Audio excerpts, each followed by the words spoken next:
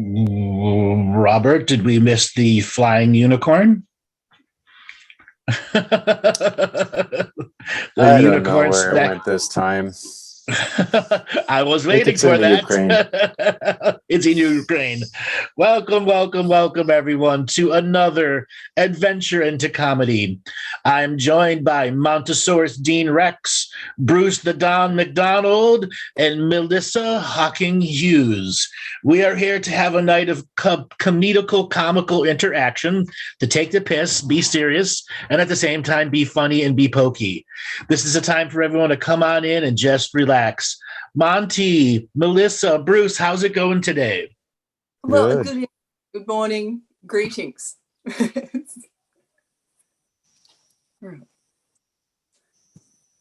All good here. What goes on in the rainforest? Oh, a little bit of rain today, actually. What kind of animal is that in the background over there? Is that a bird up there? A cat? Oh, that's one of the kittens, yeah. Yeah. Montesaurus, where are you? I was waiting for permission to be seen and heard. Bloody Zoom.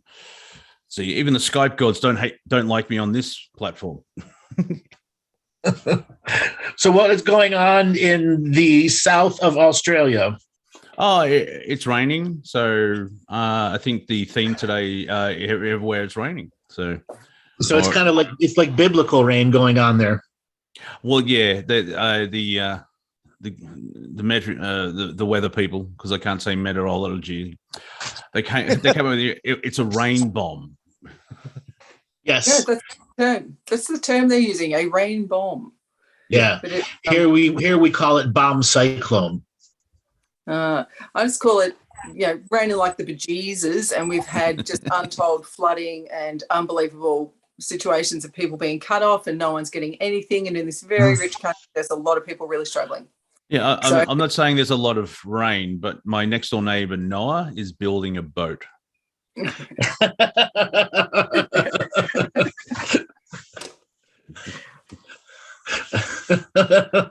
because they're an SJW, it's not 2 of everything, it's 57 of everything. Yes, 57 of everything, exactly. There's an idea. The Noah flood story is detrimental to. It's not woke enough. Would Noah let trans people on to the ark? No. No, he wouldn't. I loved your meme, Mont, last week on various social media that it all goes to, all of your memes to. But the meme where it was the UN meeting, and does anyone have anything to say? I'm trans. Yeah, that's right. Yeah. I was impressed with my other one, where a chicken born on a farm in the West Ukraine. Sorry, I had a Biden moment. I'd like to say that I stand with the Uranian people in this moment of time, in this time of terribleness. And a chicken born on a farm in West Ukraine has pecked to death 13 Russian troops and has clucked all the way through the night to upset the invaders, and this morning gave his life so his comrades could have a meal. This hero is only known as the Chicken of Kiev. The Chicken of Kiev. Yeah. May it ever be embroiled into chicken. And if I can step into, oh my God, you people are fucking stupid. There is pressure that supermarkets change Chicken Kiev to Chicken Kiev, because apparently we have to say it like the local reference now. It's with a Y, and Keith, whatever. So isn't that the guitarist from the Rolling Stones? Keith. Okay. That's the dust. Go ahead. That's the dust that gathers at the bottom of your grinder, Monty. Yes, that is exactly. If you're trimming plants, the stuff that's super sticky coming off when you're on your scissor. Kif, right? Yeah. Which is also a character from Futurama, and that's coming back. Fucking yay! So the Look, rain, you're stunned from this information. Yes, this level of rain and lack of response is what we were before the show. We were talking like this is Australia's version of Katrina, and our government took like days to figure out what to do and weeks to implement something, and people had nothing. Do you think that's what's going to happen there? Complete bumbling idiocy. Yeah, for about a week now. Same as Katrina, where there is just an enormous amount of rampant disease, bacteria, everything building. Of course, like Katrina, all the sewage, everything's gone berserk, all the water's contaminated. There's no food supply, there's nothing going on.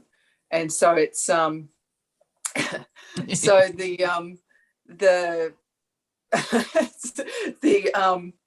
sorry, just saw the picture.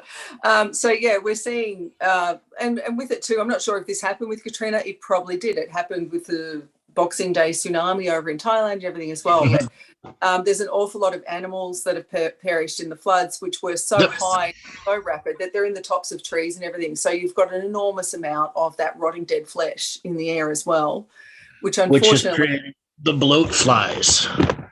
Not just that. I mean, inhaling that stuff's not good for you. So yeah, but the bloat flies, they bring sickness to everything else that they bite. Yeah. Well, yeah, we're Australian, Andrew. We totally understand about blowflies. What you're saying is it's gotten worse. Yeah, so, it's gotten 10 times worse. That's what spreads. That's what spreads the sicknesses. Yeah. Have you seen the Great Australian Wave? Yes. Yeah, that's fucking us. Fly. These fucking often sitting on my balcony on a Sunday afternoon, enjoying the moments. You can hear the gentle call of a fellow Australian saying, "Oh, these fucking flies!" So, and usually, the bastard just landed him a beer. There's always that one too. So, yeah. Oh, will you fuck off? Yeah. So yeah, we have flies this side. March flies that actually collect money for protection. That's how big they are. They're their own fly mafia. Yeah. Little bastards. But, I bet you they're based out of Ukraine. Well, they do wear tracksuits and have gold chains and sort of a golf hat. So it's kind of weird. And their accent's a bit odd. Louis the Fly is actually Ukrainian. That would make sense. So local reference, Andrew. Yeah. I think Louis the Fly is actually worldwide, or if not, people should. Global? I don't know. That's what. I don't know if Louis. I don't know. It is now. So Melissa, you were in the military, and so you have a lot of understanding. How many military bases do you think were in that area? Oh, up north in the where it got hit, in and around north and south of Byron Bay. Most of your army and military bases are north of the country because of the shape of the continent. Yeah. If Australia is going to be assaulted by anything via water, via air, it's a lot more economical for them to hit the north of the continent rather than the south. So most of the army bases are up the east coast and across over to kind of the centre of Australia at the top there. Mm-hmm. And so there's an enormous amount of military and everything going on up there. The fact that they're just not in there is bizarre. The fact that no one has been sent in, or next to no one, emergency services have completely failed, and it's truly bizarre. There's really no talk of governmental support or stepping in or anything, and it's atrocious. So the good side of it is you're seeing community come together again. I know I prattled on about this last time I was on, but you're actually seeing the locals just pulling out whatever they can. They're making all sorts of makeshift ways of transporting food across the water to the people that are starving, or across the various crevasses that have been made by it, just to get basic water and supplies. They've done desperate things to get pregnant women out that have gone into labour. They're just doing the most amazing stuff. But to give you an idea of how tall the water was, a family that I know, there were 7 adults and a 2-year-old child. They were up on their rooftop for about 9 hours before the rescue boat could come, and they were on the rooftop of effectively a 3rd floor. They're actually, that's how high the water was. When the boat pulled up, it pulled up to the gutter of the roof. Yeah, there's a photo of that's like 30, 35 feet. Yeah, like in Lismore. Yeah. Did you see the photo of Lismore? They have a shot of McDonald's before the flood, and a shot of the McDonald's now. They have those big signs so you can see it from the highway. So your 3-year-old going, McDonald's, it is that close to the top of the word McDonald's. The entire restaurant, giggle, is underwater. Like Lismore is Lismore is now Atlantis. Yeah. So did Byron Bay get hit also? Yeah. Everything has been. And so it's definitely like, there's no doubt this is all to do with climate change and everything. We've watched the east coast of Australia over the past 5 years just taking a battering from this is the global there you go. There's the this is the global redistribution of water. You also have and that is flowing fast. Yeah. You also have the interference of government, where because man-made climate change, we're going to have droughts and everything else like that. So they didn't build dams and prepare for flooding. And that's what's made everything worse. You also have, I think it's the Queensland government, selling water to the Chinese, who are damming it all at the top of or in mid Queensland, and that's fucking up all of the Marling-Darling Basin, which is the river system of the East Coast that goes all the way through New South Wales, Victoria, and comes out in South Australia. Because if you remember, 2-3 years ago, Melissa, the Darling River was just little puddles, and there was hundreds of fish slowly dying. And if you actually do any investigate, I think Friendly Geordies did it. A whole hour thing on it, and most of it is man-made because they're blocking the water from flowing up in Queensland, and the Chinese own, they've got the mass dams and water planes, and the rest of it is not getting through. And we are one of the driest countries on the world, so we kind of need the fucking water. And so I think Mother Nature's helping us out by dumping. I think Brisbane got half its rainfall for a year in a weekend. I just wanted to say to Santo in the chat room, I'm really sorry to hear about your daughter's house in Brisbane. That's horrible to hear. These are major cities that are being hit as well. Brisbane, Sydney's also had appalling floods. The Gold Coast, which is just south of Brisbane in Queensland, have had appalling floods. But similarly to what's happened to Santo's daughter's house, I have a friend that's just, she owns multiple cafes and a catering business all over Brisbane and the Gold Coast. Most of that has had to be shut down because the staff can't get there or are flooded in, or luckily none of them have been damaged. She actually left her home up in the hinterland in the Gold Coast to come down because they were worried about not being able to get to the businesses and help everyone. When she went back to her house, the entire house has just, house had just been renovated and the whole thing has collapsed. The ceiling's collapsed in. And here's the really nice clincher. A lot of these places are not being insured, or the insurance companies are announcing that they don't actually cover this. Is it because it's an act of God?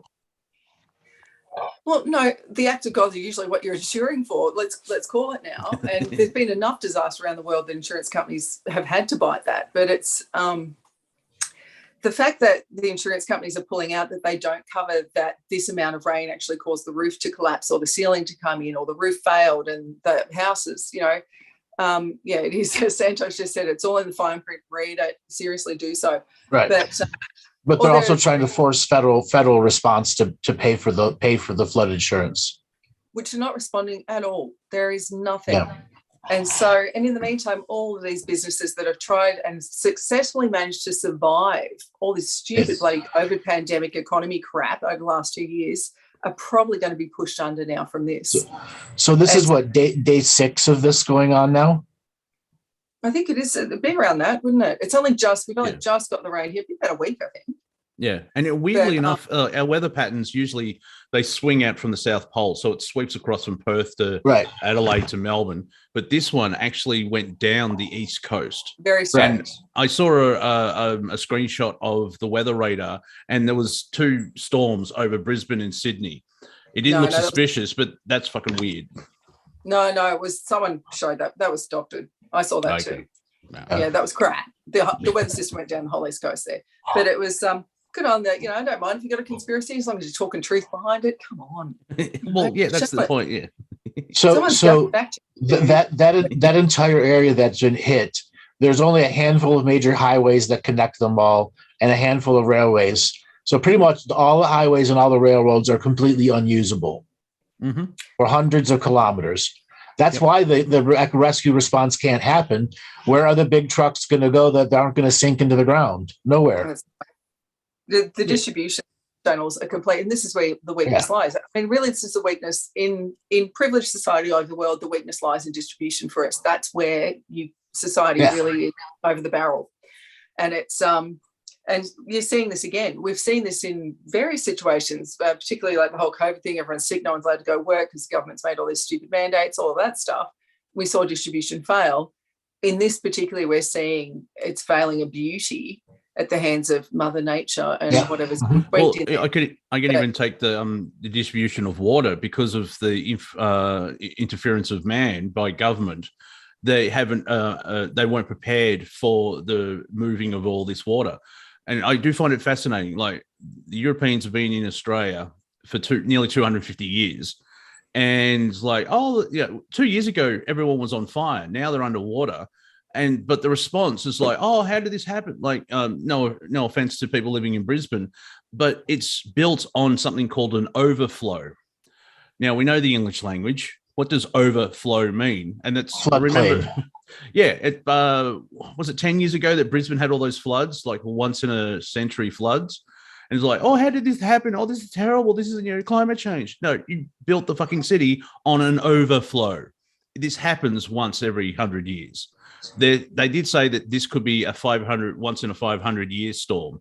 And I'm like, did you talk to the Aboriginals about that? Because white people haven't been here that long.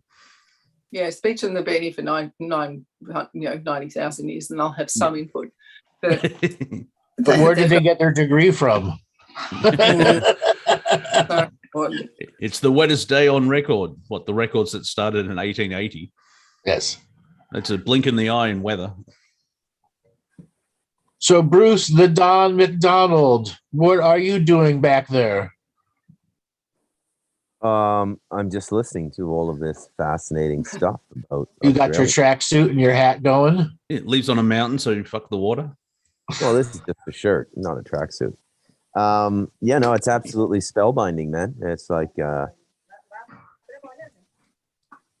yes, like 1 week ago or 2 weeks ago today, we were talking about Canada and Trudeau. Yeah, Joe Rogan. Like it is amazing the movement of consciousness and attention in such a short period of time. It's all fight or flight now. It's all fight or flight. Well, have you noticed that like all misdirect to me? Yeah. Well, the reaction to horribly suspicious.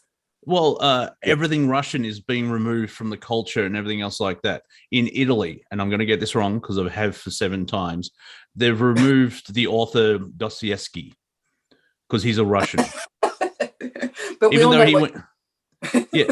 though he went to a gulag and wrote against the Soviet Union, but he's Russian, so we removed it. Have you seen all these idiots in bottle shops? Oh, we're removing Russian vodka. Take that, Vladimir. It's like, you paid the wholesaler. That's your vodka. You're not hurting the fucking.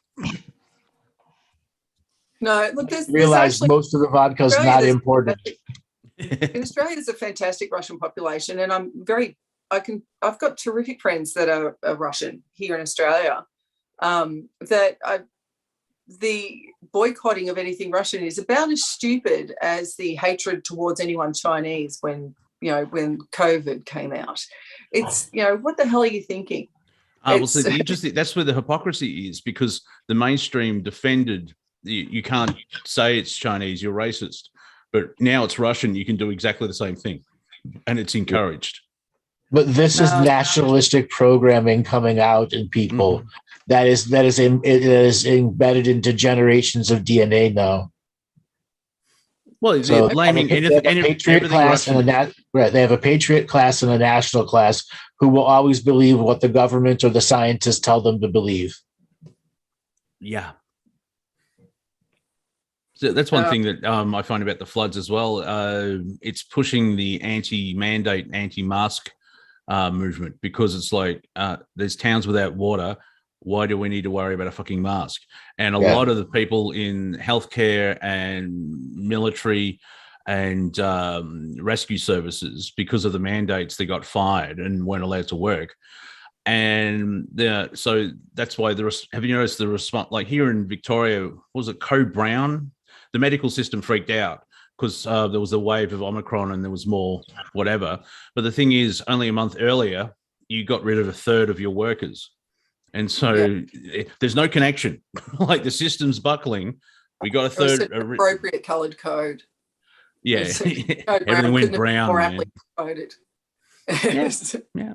But it's just recently they just changed it in our state, which is the last state to change anything because our premier's a dick. But you don't have to wear masks in a lot of places anyway. I'll bring up. Thanks, Santa. I'm going to talk about the petrol price. But yeah, we'll get there. In our local supermarkets, people working at the supermarket have to wear a mask. I don't if I walk in there. And the weird thing is, once the person mask on, but if you're not working, but when you stop working, when you finish your shift, you can take your mask off and walk around the same place. Well, I went to the old Costco the other day. I have a large family. Makes sense to me, okay? But they eat a lot. And so I went to Costco the other day. I don't have to wear a mask anymore when I go in. All the workers do, and I apologise to them for that. Sorry, you have to wear that thing. As I walked in, said hi to everyone, and I was walking through, and when I first walked in as it opened at like 10 a.m. in the morning, and the crowd wasn't too big. Nobody had masks on. Within about 15 minutes, the crowd built up, and people were coming in wearing masks. They don't have to anymore. But, people are choosing to. That's their choice. So I played a little social experiment where I trotted around chatting to everyone and smiling and everything, and because I don't have a mask on.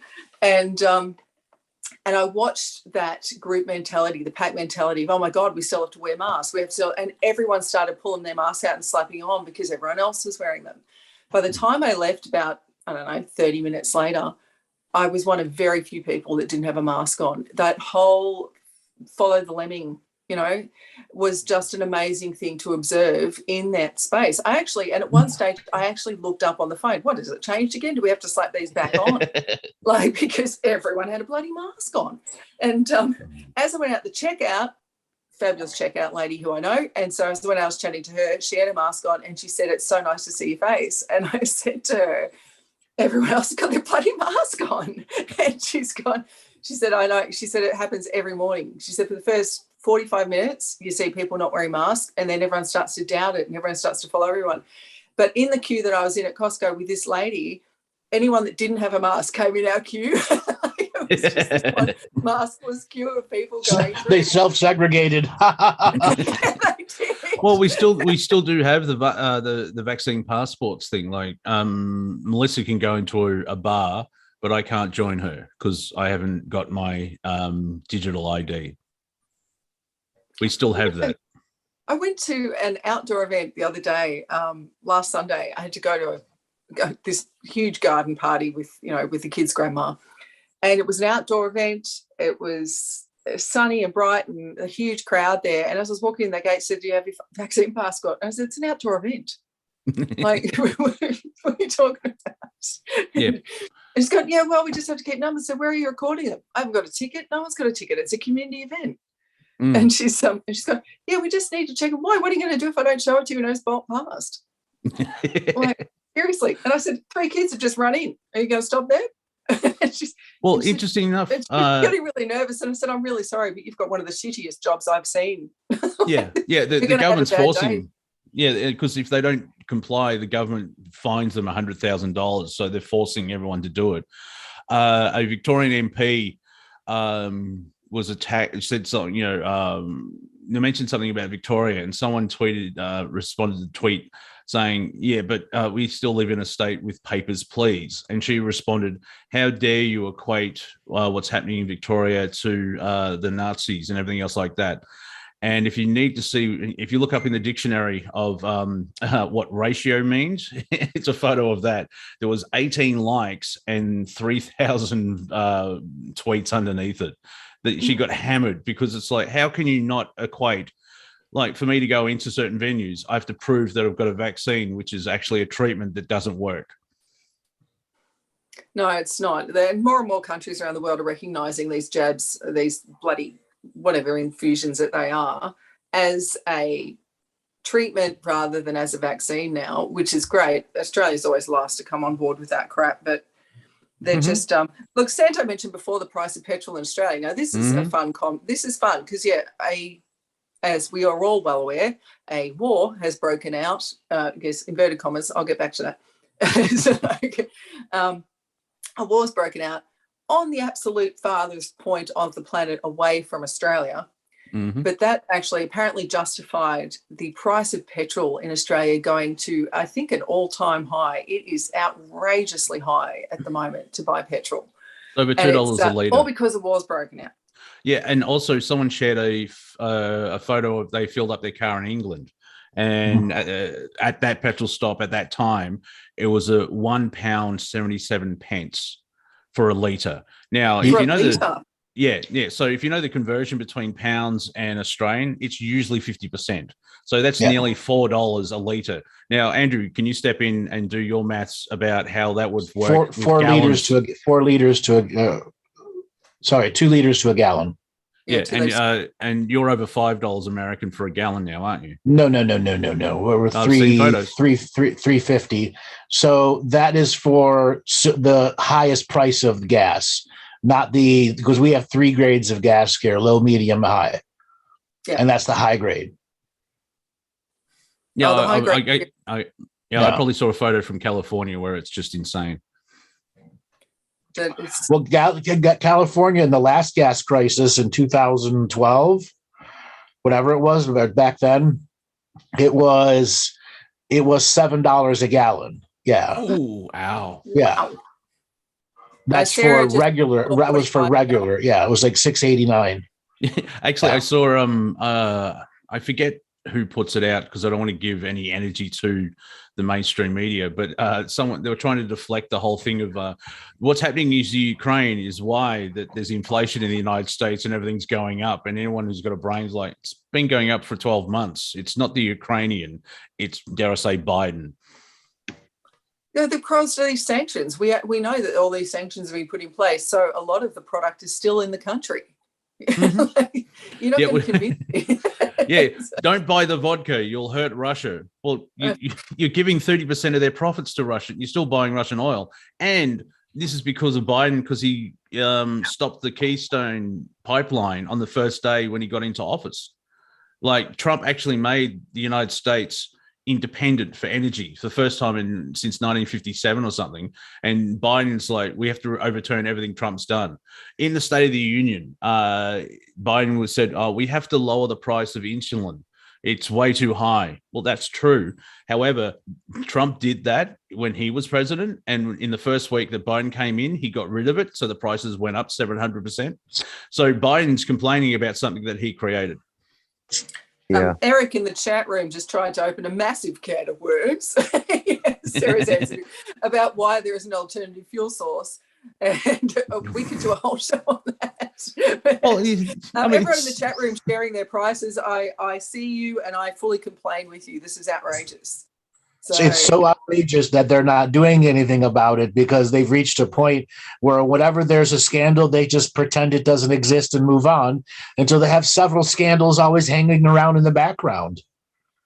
Yeah, all the big government organizations in the American, from EPA to forestry, they all have mega lawsuits in the background. They're being held up by the courts, and if people found out about what was going on there, they'd flip their lids. Okay. I know someone in Germany, and he's mentioned that they've actually cut off the energy from Russia because, giving the old good fight. The problem is their energy prices are soaring now. Like, it's going to be unbelievably crushing.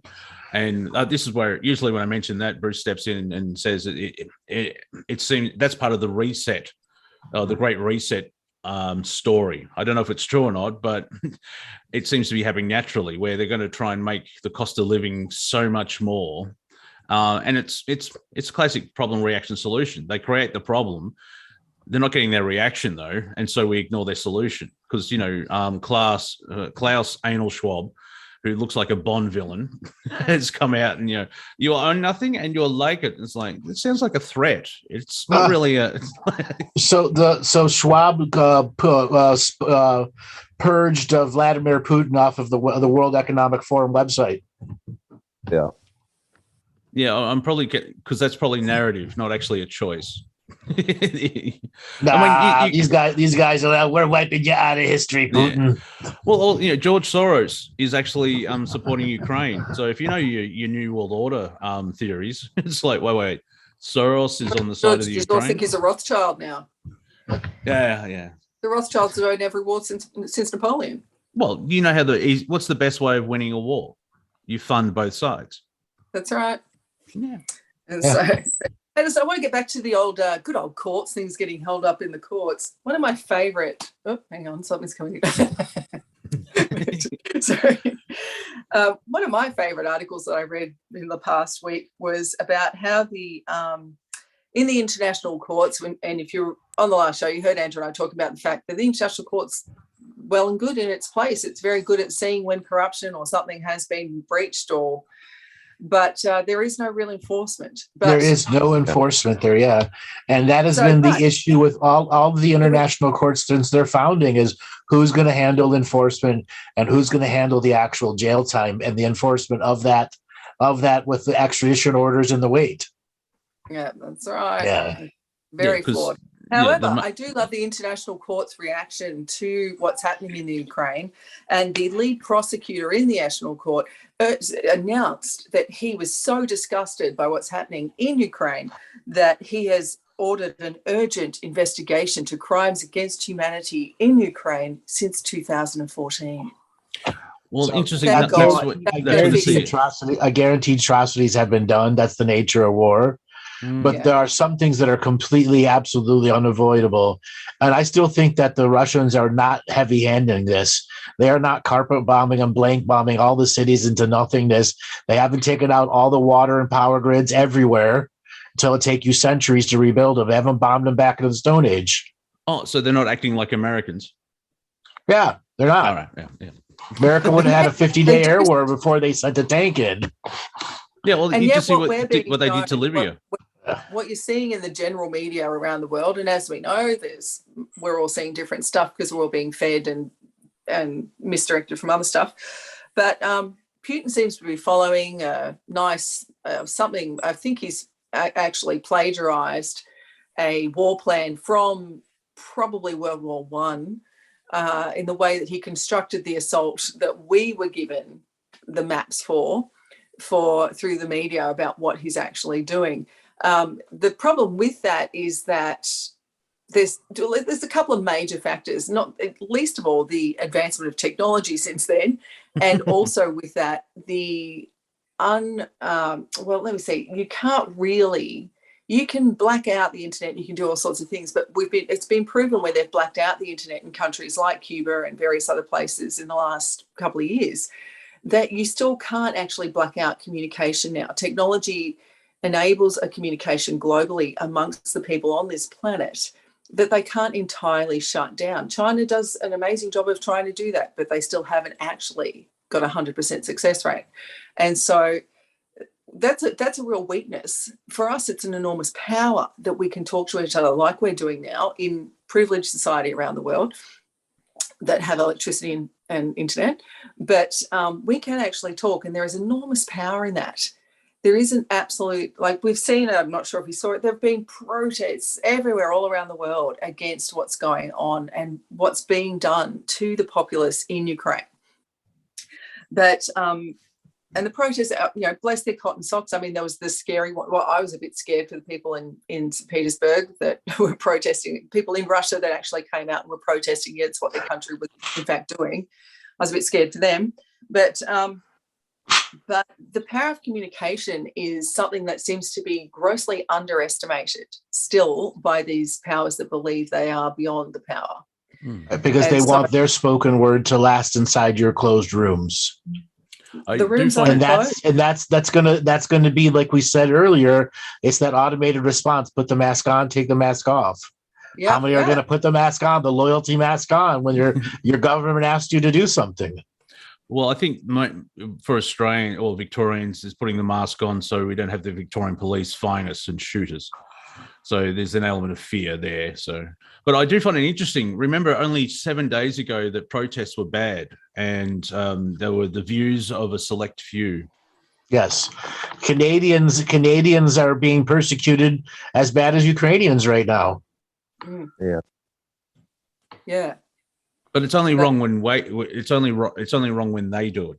See, when we do it, it's fine. There's that dichotomy. Justin Trudeau is a powerful leader and he's moving forward to save the Canadians. Vladimir Putin is just evil. Yeah, and blackface Hitler's career is done. Yeah, hopefully. Well, that's one, a bit of comedy that came out. Apparently, in the Canadian government, they're putting in a bill or an amendment or a piece of paper. They're going to fight environmental racism. Yeah. What? Yeah, because climate change is racist, don't you know? Well, there's a bit of context. It's from a C-SPAN clip of the Canadian House of Commons.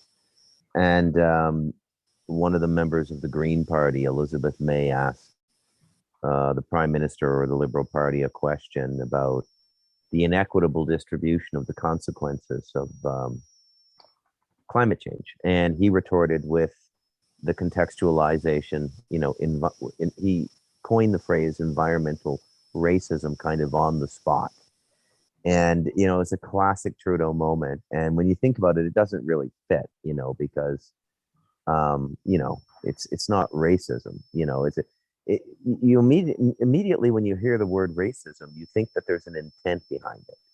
The fact that changing climate may affect poor people more severely is not necessarily intentionally directed racism. Environmental racism. What has the world fallen into? Stupidity.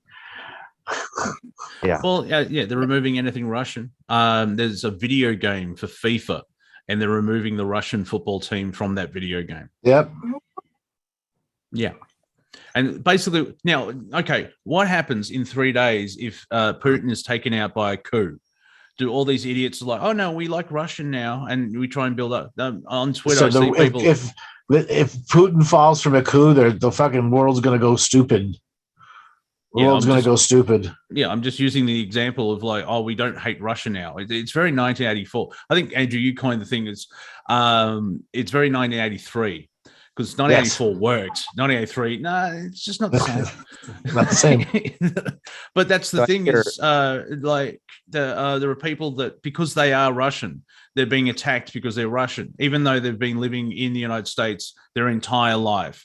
I keep seeing stories on Twitter where my parents were talking Russian to each other in a restaurant, and 3 people came up and just berating them about what's happening in the Ukraine. And it's like, hang on, didn't the woke heads defend the whole thing about China and COVID? But this one's okay. It doesn't make sense. You can even go back to the internment camps for the Japanese in World War II, where, oh, you're Japanese, we'll just put you on a camp for 3 years. So the official NATO defense plan that they're following for the Russian invasion of the Ukraine. And now this is official. I've actually, through classified connections of mine, I've actually seen the defense plan. And it's titled The Crazy Ex-Girlfriend Defense. And I'm taking the Fleetwood Mac CD. You can have your vodka. But it's like everything we're doing is just kind of like crazy ex-girlfriend, right? It's like not really addressing the fact that this guy invaded a country. And I'm keeping the Costco club membership. Yeah, well, it's also the crazy girlfriend who just insults the boyfriend constantly, and then the boyfriend has enough and has a moment of weakness and raises his hand and slaps the woman, and all of a sudden he's the enemy. He's just been berated for 2 years. Now, I'm not saying domestic violence is good, but insulting someone for 2 years, that is a form of violence. And of course, being male, but you also got to say that one of those sides is the cartel. Okay. Well, that is putting people inside government positions and buying out and corrupting the internals of the governments everywhere. Well, actually, no. In my example, this is a Portland, Oregon relationship. So the cartel is the other boyfriend. Yeah. Yeah. There's some crazy things going on. You got to realize the amount of money that cartel does to buy out governments. Okay. Yeah. It buys out whole governments, just like the cartels in Mexico do. And Putin is fighting. That's why I've said since day one, this is Putin going John Wick on their ass. You killed my puppy. Yeah, and now we're not defending Putin because he's not the best person, and I'm sure he's part of his own cartel and blah blah blah. Right. But he's just over having been screwed around with the cartels in the Ukraine, and it's global because the Biden connection to Ukraine. I think it was Romney, Pelosi, Kerry, and Biden. All their kids have executive jobs in the Ukraine. It's like it's pure globalism, like everything's made in China. Money laundering is Ukraine. Australia grows wheat. It's all part of the system. So do you guys realize what's happened in Ukraine in the last 10 years? I was What going the to say, cartels have done? how about we actually talk about what's going on and how the Ukraine is actually run? Because we discussed that in the room before we came out on the show. Yeah. Well, so like how the CIA... Ukrainian, hold on one second. The Ukrainian gangsters have been investing in high-tech employees, and they have fortified their own internal systems and have been bringing Indians in for decades and getting them full citizenships there. So they have their own internal tech firms that are now running the oil companies. They've created the technological infrastructure that can support the entire oil industry there, all on drug money. And they're trying to get Europe to accept drug-funded projects that are oil pipelines or are this farming or are this, even though they're all drug-funded. Ukraine was rejected 2 different times by the EU because it was too corrupt. That's right. That's why Putin's going crazy there, knocking them out at their homes. 4 years, Ukraine has been going through the whole NATO development. I don't even know how they were pulling that off, but because there's been a lot of, why don't they just join NATO now? No, there's this whole process that takes years. It's a long thing. And for the last 4 years, they've been in that process, which has certainly offended Putin. But I like to say it with an element of putrid in there. Just, if you're going to be that position was bought by the drug money. To even be in alignment was bought by the drug money. And that's why Putin was miffed. Look, if you've been to somewhere like the Ukraine, somewhere like India, somewhere like Mexico, the country and the governments are owned by the drug lords, by the cartels. Right. And so you can't get anything done. And very similar, the Ukraine to India. When you go to India, a lot of you have probably been there, some of you may not have, but as you drive around India, there's a lot of half-built buildings. There's a lot of sort of, the second and third floor haven't been completed and stuff. And that's because the drug lords withhold the money and all the rest. And that's how it is. The Ukraine's very similar, where when the USSR dissolved back in the 90s, most of the other countries that left the Union have flourished economically and in every other way as well. Ukraine's really struggled to get on its feet because it has always been owned and driven by not just extraordinary resources in the land itself, but by the cartels that own it. Right. And so it's Ukraine is the bread basket of Europe. It really is. Can we it really is. Yeah. Can we add the woo-woo part aspect as well? Because isn't the Khazarian Jews, aren't they from around that area as well? It's multiple levels, because we know about the riches and the money laundering. But let's step into woo-woo of what's the spiritual and ancient history of that area. Oh, that's a good topic. So you have the Byzantine separation, and then the secondary separate, because they weren't affected by some of the Europe religions. Or was it Orthodoxy? Christian Orthodoxy. That's the separation of the two, until the Marxists came in and tried to eliminate religion, which was in the 1900s. Pizza? What was that? Yeah. Someone very happily got pizza then. That's just not fair. Yes. Okay. Yeah, as the joke. So, I rewrote a joke from another comedian. He said, when in doubt, right? I always say this to people when you're listening to these war stories. When in doubt, look at the map. And if you look at the map of Ukraine, it's endowed with great long rivers. Okay. It also has a humongous rail system to move all of that grain. Gee, and the river system. Yeah. That Stan family's done really well. Look at all the countries they own. Yeah. But also, well, yeah, Ukraine is one of the gateways to Asia, and the other one is through Turkey, basically. So there's all one or two, and you got the Middle East, and we know how the Middle East is working. And so now they're trying to do the northern route because they've been pumping up this whole Russia thing, and of course it doesn't help because Putin did something, but it's been especially like. And people are saying, imagine if Donald Trump was president, how the Ukraine invasion would have gone. Yeah, it probably wouldn't have. Because, with that batshit crazy egotistical guy, he would have nuked fucking Moscow by now. Like they wouldn't know what he... Because Biden is so weak at breathing. Like that, I think that's kind of why Putin thought he can get away with, do what he's doing. Because he saw what was happening in Canada, which from his perspective, I think he said something like the West is lost without even a shot being fired. He did. Yes. So I want to take this moment to say, if you are listening on Facebook, YouTube, Twitter, or Twitch, and we want to be a part of the conversation here in the Zoom room, Robert is going to put up some information on the screen so you can go from your other space to come here to the Zoom room. We will be taking some callers later on. And yes, it has been a little bit of a serious conversation, but at the same time, there is always the setup to the great comedy that is to arrive. Oh, is that a French word? Yes, I'm trying to snazzy it up. So the English language, it grows. Right. Apparently, gank is a word. So I want everyone to just do a little comedy thing for a second. So what Monty was saying before, if Trump had been in position for this, what would have happened? We want you to come up with your craziest Trump idea. What would have Trump done in this situation now?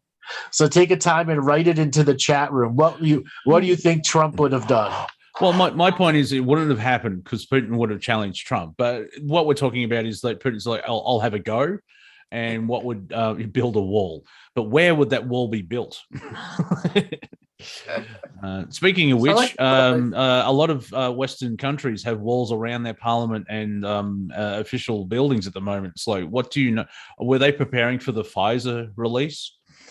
But that's a different conversation. But yeah, what would you can imagine the press conference though. Got the biggest army. It's the biggest ever. we'll take down Putin. I can't do a Trump impression. Yeah, so Melissa, what do you think Trump would have done? Pursed his lips. He loves that. He would have got his lips out, said a lot of important words with a lot of P's because he likes to purse, and then he, probably gone and dyed his hair again. Really, I imagine not a whole lot.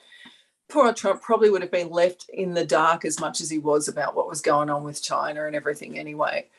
I think he would have been so angry at Ukraine, he would have made sanctions against Ukraine and could have been pro-Putin in the UN, voting everything down. he would have been the angry father. You're bad as both each other. Go to your respective rooms and think about what you've done. Bad media. I love jumping on. He probably would have jumped on old terms like either Sputnik or Cold War. He would have loved doing that. He loves his phrase, like, the Chinese virus. No, China. He would have loved jumping on that too. There would have been a good catchphrase with something really old and racist in it. Yeah. Yeah, it's funny when people still think that Trump is a Russian asset. So you're telling me Vladimir Putin, who's been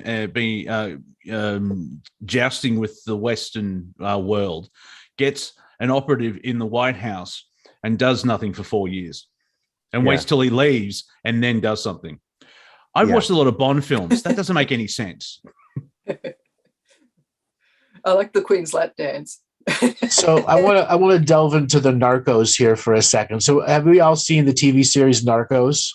Yes. Yes, I'm waiting for Narcos Arkansas. I think that would be brilliant. I'm living it, Andrew. You know that. I know that. So Melissa, you haven't seen Narcos? I haven't seen Narcos, no. If it put it on your bucket list to watch, it's fascinating. Right. Look into how truly corrupt the world was then. Yeah, and I realized, that meme where there's that guy that's standing all alone, like an empty pool, or he's he's looking out somewhere. That's actually from Narcos. That's Pablo Escobar. And it took me 4 months. Like, wait a minute, That's Escobar, because he has those moments where he's staring out trying to formulate things. All right, looking up this. So right now, there's three seasons of Narcos and 3 seasons of Narcos Mexico. It's a bit of a read, but they're made brilliantly. Yeah, that's actually from Narcos.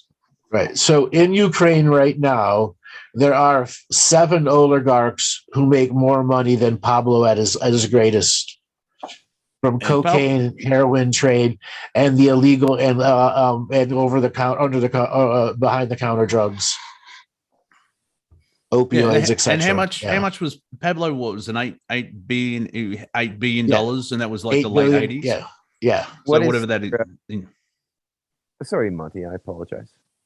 No, I was just going to say I don't know what that is in today's money with inflation. Around 800 billion. Yeah. Okay. Yeah. All right.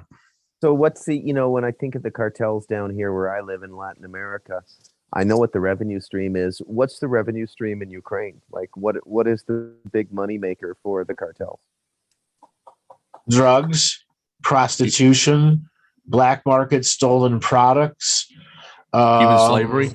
Human slavery, and then not street scams, high white collar scams, boilerplate hijack offices, selling fake stocks because that's not investigated, which is the same thing that goes on here. So blue collar, white collar crime. Wow. Okay. A lot of protection rackets. And it sort of moved. It increased in 2014 because that's when the CIA did that coup with the actual Nazis, and I don't remember the timeline from there. But at the moment, the president of the Ukraine is an ex-stand-up comic. Yeah. Also, identity theft and hacking is really big out of Ukraine too, as an actual practice, because they brought in such high-tech people to layer the cartels as integrated protection. At the same time, they got some of the top-level hackers there that could, steal international money. So when it's Russian bots or it's Russian cyber war, well, a third of it could be actually Ukrainian. Well, Ukrainian criminals, yes. Yeah. Or Ukrainian-sponsored criminals. Yeah. So so they are Russian. Oh, okay. Anyway, because Russian. Yeah. I put forward my displeasure towards the script of The Last Jedi, and I was called a Russian bot, and I said no. My great grandmother was Prussian, so I'm part Prussian bot.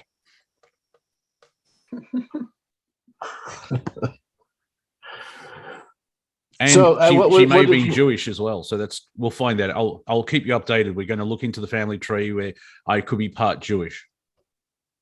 So yes, they are seizing oligarchs' mega yachts also, and most of those mega yachts are all that money is drug money that they invested into the stock market. Yeah, because they can do that in Ukraine. Direct drug money deposits go buy on the American stock market, which gives them a layer of protection. That's why there's going to be a lot of deep investigation if the banks are actually going to honor the sanctions or not, because a lot of these guys have accounts on file in America with cash in them. Here's a question: long term, what is going to happen because of all these sanctions? Because you can't ostracize one country like that, because you're just going to back them into a corner. But they do it all the time. How many times has Russia been under sanctions in the last 30 years? 18 out of the last 30 years? Yeah, is that because they Team Dark lost their phantom enemy and they still just want to have Russia as the enemy? You can boil it down to that, but it's more like they got to beat down their side, so it takes them a lot longer to recover, and at the same time you get further ahead. Well, yeah, because it's still a different level of the game. Like when not sanctions, what am I talking? When the Soviet Union collapsed, the 90s was very interesting to live in Russia and Eastern Europe, especially Eastern Europe, as we pointed out. But now, apart from the Ukraine, the rest of them are doing quite well, like Poland and Hungary, and they've. I'm only going by metal bands touring everywhere, so there's got to be some money there. You know what I mean? But the Ukraine for the last 7 years, they've been what is it, a civil war because there's been separatists and what remind me of what happened in the Crimea because I thought they had a referendum and 90% of people wanted to join Russia, and then but most people don't know that, Monty. That's why. Luckily, we're doing a show. Presented to that to the rest of the world. Well, that's what I was going to say. The Western view was like, no, Russian Hitler just walked in. Yeah. Well, there's the other. There's certainly some sort of deal going on with China at the moment because it was terribly convenient that Putin waited until the Winter Olympics were over. He was very cordial. That's why the Russians were allowed to compete. So there's an awful amount Olympics of complexity that we're not hearing about, like in general media and everything, because of all those fabulous bills that were passed in all of the different political avenues. That's pretty much it. Actually, this particular meme reminds me that Andrew was asking me earlier about the various air bases through the Ukraine, the military air bases. And I was saying to him that I really didn't know much about what the whole was until I was looking at maps, satellite maps that were generic satellite maps. I actually looked up satellite maps. I didn't look for what was in the media and everything to see where they were and what the holds were.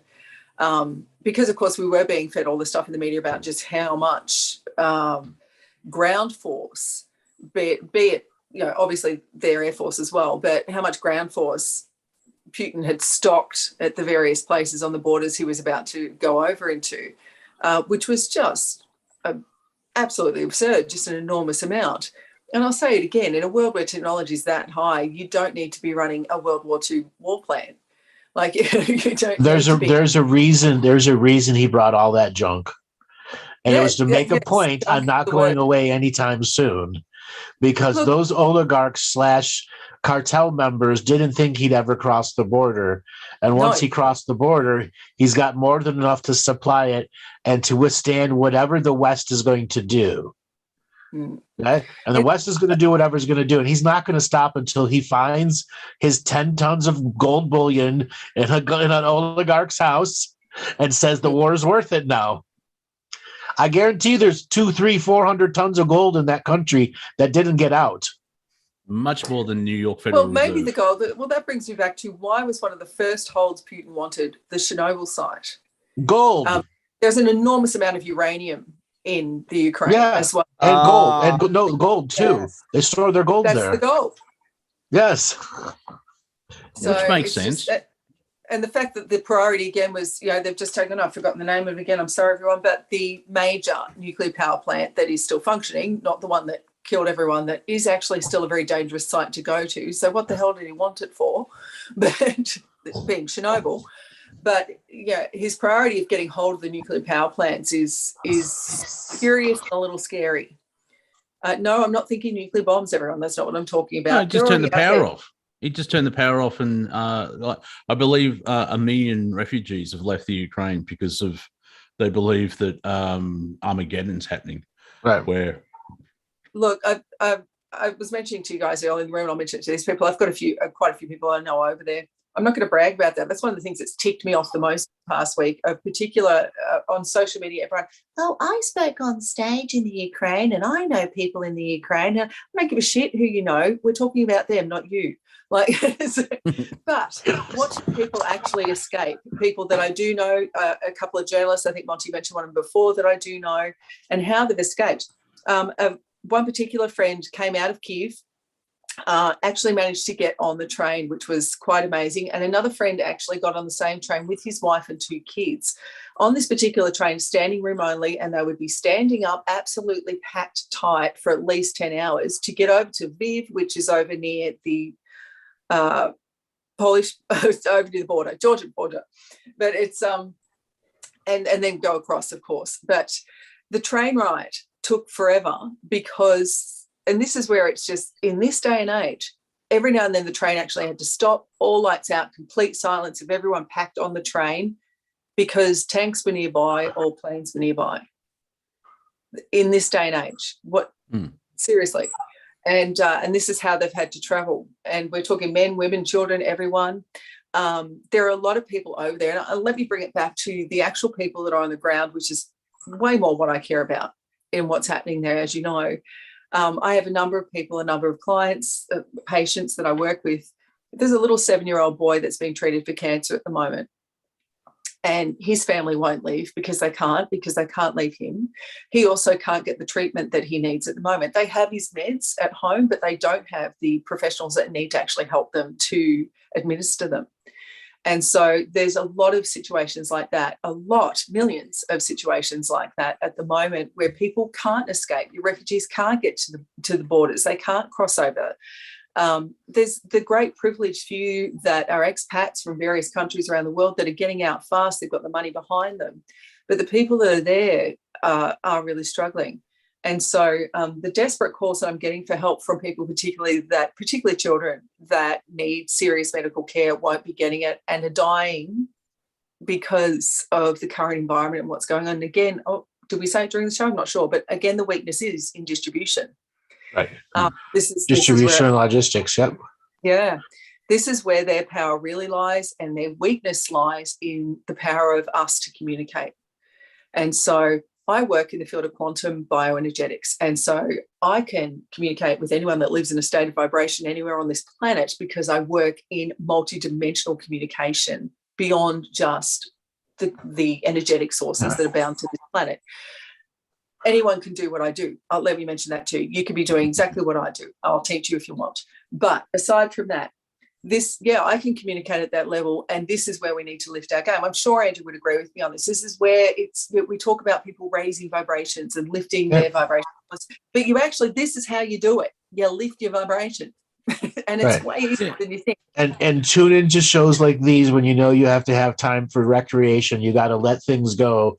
And letting things go means letting things out of your brain so your brain can process stuff at the subconscious level while you're having a good time. Is coming and watching us here, coming on a Friday night to do what? Make your asses smile.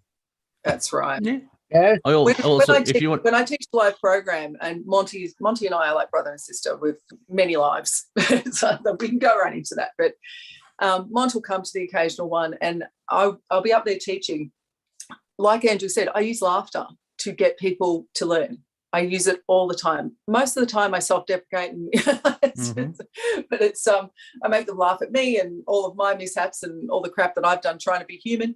But and at one of the particular courses, I was exhausted after teaching, being on stage all day and everything. And I turned to Mott and said, I honestly, because Mott does stand up. He hasn't done it for the last couple of years. But, I did a routine for my mum yesterday. And I said to Mott after it, I don't know how you do what you do. Honestly, it's exhausting. And he said, you just did 2 straight hours of it. Exactly. And it's exactly the power of laughter in lifting your vibration. I don't know anything. You've always heard that laughter is the best medicine. It actually is. It gets you out of your way. It's a powerful tool. Yeah, if you want to have the research on laughter and what it releases chemically and hormonal for the body, you get your mind blown away. And when you actually do the research of what it actually does, and then there's still so much about laughter that they just don't understand. It illuminates part of the brain that almost never show activity. That's right. And usually, if you're laughing that hard, you actually lose control. Like when someone's performing, making people laugh, people are laughing uncontrollably. They try and talk. It's also infectious. So if you've got one person laughing really loud, everyone else starts to laugh as well. It's almost like yawning. There's a frequency in the laugh that you can that just does something to you. That's and it is infectious. Yeah. Oh, have you heard it? I work on people that have had a brain injury, and particularly in children with disabilities, children that have had either an acquired brain injury or were born with a brain injury. Laughter actually helps redistribute the neurotransmitters in the brain. I can actually open up and realign other neural highways through the brain and get the brain to work better by making these kids laugh. I do it with adults too. Anyone's got a brain injury. But if I can make someone smaller with a disability or with an injury, a brain injury laugh, I know we have a chance at realigning the communication in their own brain. It's an amazing thing. Imagine next- what they've done. We all need laughing gas. We all need a daily dose of laughing gas.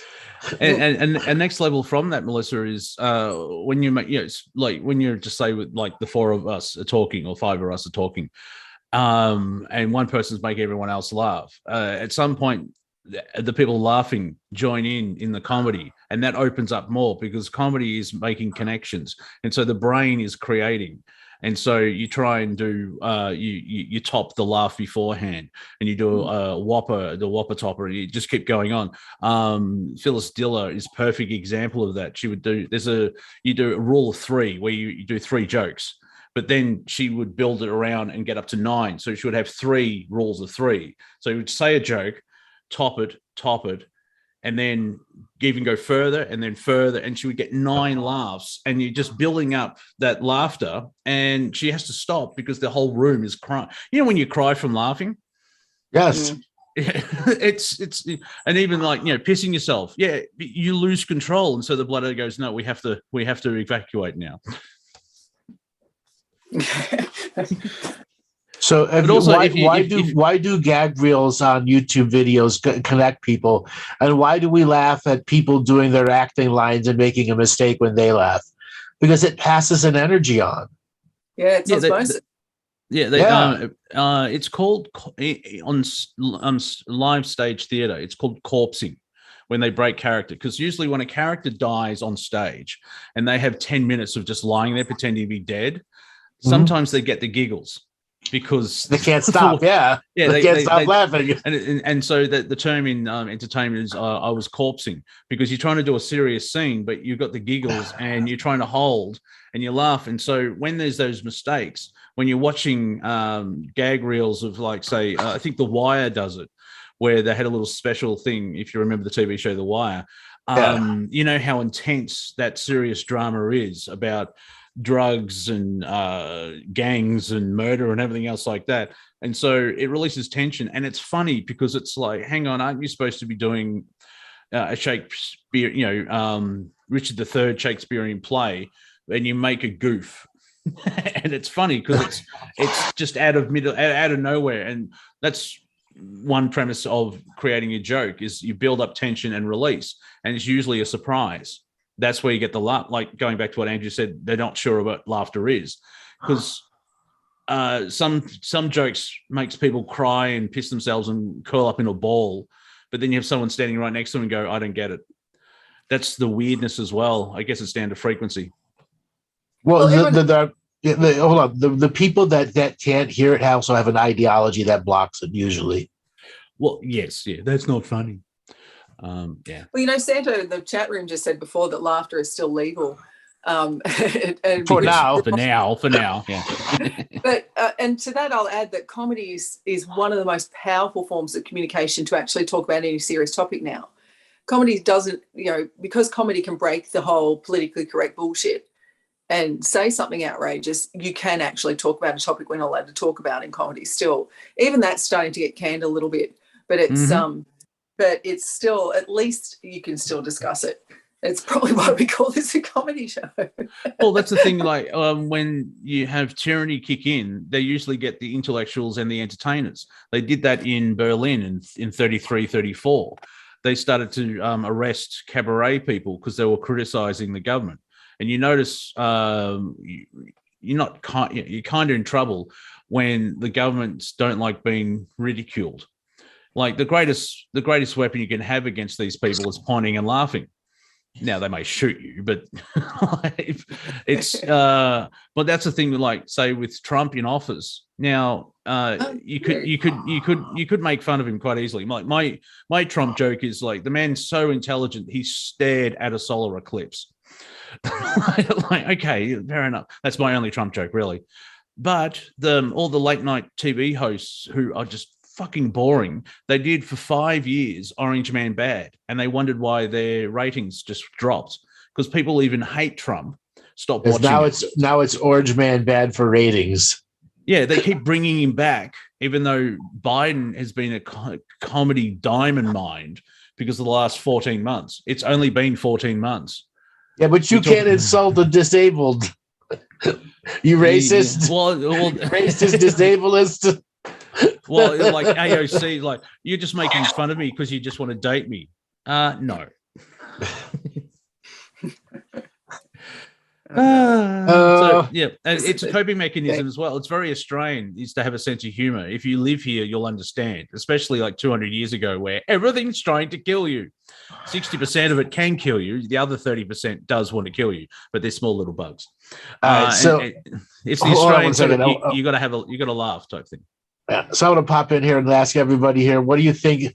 How does this end? Or does this just stretch out for weeks? What, Ukraine? Yes. Ukraine or the Ukraine. Ukraine. It's pronounced urane. Uranium. Does anybody? I want to know look. To me, it feels like a massive misdirect. So I want to know where it's going. I mean, I'm sorry, but I've lived in this world too long, and I'm super suspicious of anything like this now. War has always been a massive economic misdirect. I think it's sort of split into two, where there's an agenda with Putin and what's going on, but it's being used as a misdirect at the same time. I don't think it's just purely a misdirect, because that would mean Putin's in on the whole game, if that makes sense. But it's being used as a misdirect because had the data from Pfizer coming out, where I think over 1,200 people died or adverse reactions, and then 10 years ago when they did the swine flu, 14 people died, and so they halted it. And so the way these people work, there's that was kept so quiet in the media that they won the lawsuit where Pfizer had to fully disclose their figures. And then the figures have now been disclosed. And did anyone here even know? Like, it's been so quiet as it's come out, and it is public access. That was the ruling. So you can actually look it up and be as horrified as you like. Twitter is calling it misinformation. It's like, well, you're saying that Pfizer's lying. But Bruce, you're about your answer. I stepped in there. So, what do you see with the Ukrainian situation? Do you guys remember the Oka standoff in Canada between the Mohawks and the military? Went on for like a year over a golf course. It's going to be something like that. Over a Ukrainian mobsters golf course. It's going to be like that, but just escalated a bit more, like more weapons, so more Kevlar, more checkpoints. But worse than Standing Rock? A Standing Rock? Well, what, about 2-3 years ago, the natives in... yeah. This is going to be more than that. I mean, right now, the entire country's on a full-court military press. Yeah, but I don't see them really mixing it up unless a foreign element comes in there and starts really... Foreign elements are already in there. They're sending technology and missiles and anti-air weapons to the Ukrainian soldiers. Well, what's Putin's plan? Like, is he going to capture eastern Ukraine and stop, or is he going to try and take the whole country, or is he just going to say, okay, that's I found my gold, and he withdraws just to Donbass and the other one? He would have taken Kiev. He would have taken Kiev already if it wasn't for he didn't have air superiority over the city, and some of the bridges got taken out, so they all had to be a rapid redirect. See, that's why you're seeing those huge columns of vehicles. And let me tell you something: they don't want vehicles lined up on the road. They become open targets for airplane strikes. And that's what feels very off. Down fire lane. That's what feels very off. It's like, I mean, not the battling the oligarchs. That kind of makes sense. But in the mainstream, it doesn't. Apart from Putin, Hitler, like what's the agenda here? What's he trying to achieve? And of course, you get yelled at. Oh, he's a dictator. He wants to build the Soviet Union. No. I've said my part is he's there to clear the cartels out. Yes, but you're that's saying their power base. Their gold is under their bunkers there. Yes. Their documents are there. Yes. Yeah, but no one else is saying that, Andrew. I'm not saying you're wrong. What my point is... there are others that are saying this. I'm not the only one saying this. All right. But, well, in the mainstream, none of that idea is completely off the table in the mainstream.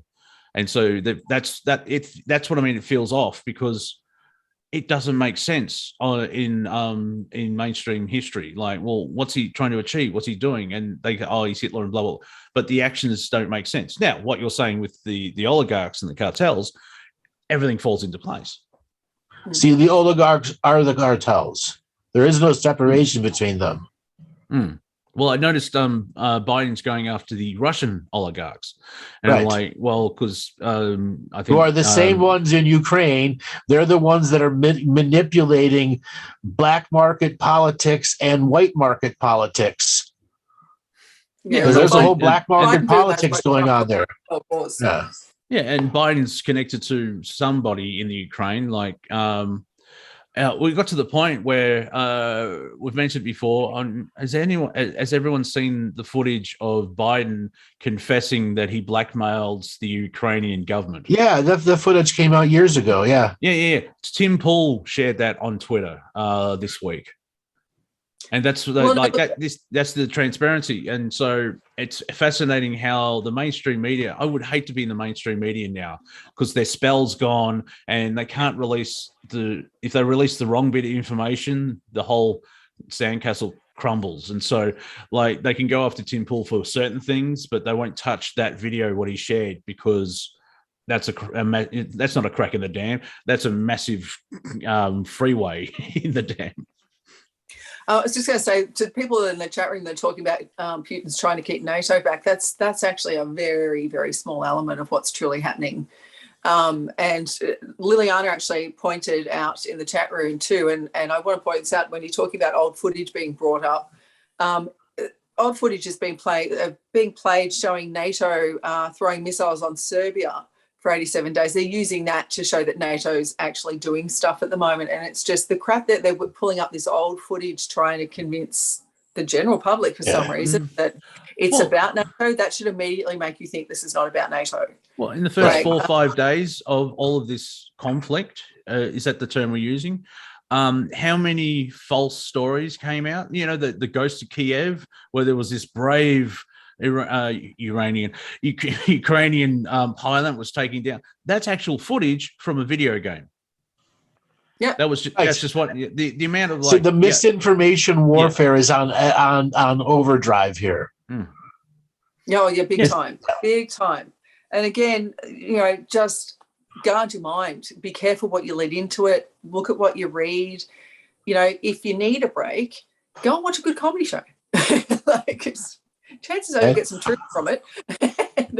But if you need a break from all that stuff, but like we said to you last time, read stuff that's quality stuff. Don't just pick up the local paper or, I mean, you know, Hello Magazine's probably as much as so today, Russia Today closed down. Of course, that's Russia, what I did. RT Today was closed down and laid off all its employees. Russia Today, the TV show, closed down and let go of all of its employees.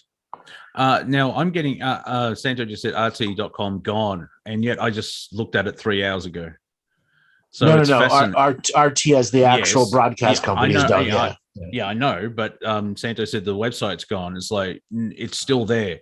Apparently in England they're blocking RT from the internet in the UK. But Paul Joseph Watson said, "Well, are the Russians going to block the BBC for the same reason of lying propaganda?" And so the whole thing it feels off, and there's all this hypocrisy and it's the US operations. There you go. Yeah. And of course, we can't have half these conversations with normal people because they just see an aggressor killing innocent people, which is true. But the way that we got there to it happening is oligarchs and NATO. I mean, NATO was created to stop the Soviet Union, so it's 30 years out of date. And over Bush 1 promised to stop the creep of NATO into Eastern Europe, and then Bush 2 said, "Nah, fuck it." And you just look at the map over the timeline, and NATO's just doing. It's like Israel and Palestine. Every time you look at the map, a border's moved. So you look at the map, and that country's now part of NATO, and then you come back 3 weeks later. And it's not really about NATO because they're only in the Ukraine. Because if you go back to that map, Robert. Is it Estonia, the Belarus, the 3 countries above the Ukraine on the map? They're NATO based, but they're not actually. Putin's not going in there. And Biden actually said those 3 countries, Pat. Hold on, I'm sorry to interrupt, but it's important to say here. Those 3 countries are nowhere near as important as Ukraine. Yeah, It is the waterways; those don't. And also, like, well, Biden said, like, the NATO will defend all of its countries. You know, Ukraine's not part of NATO. And I think that would be one reason why Russia won't go into a NATO country, because that will trigger the NATO alliance. And so if Putin's smart, he wouldn't go anywhere near these countries anyway, because the Ukraine's sort of by itself. And so you got Belarus and the countries all up. Is Poland's part of it? Romania? Ukraine's roughly there's 3 countries in Eastern Europe that isn't part of NATO.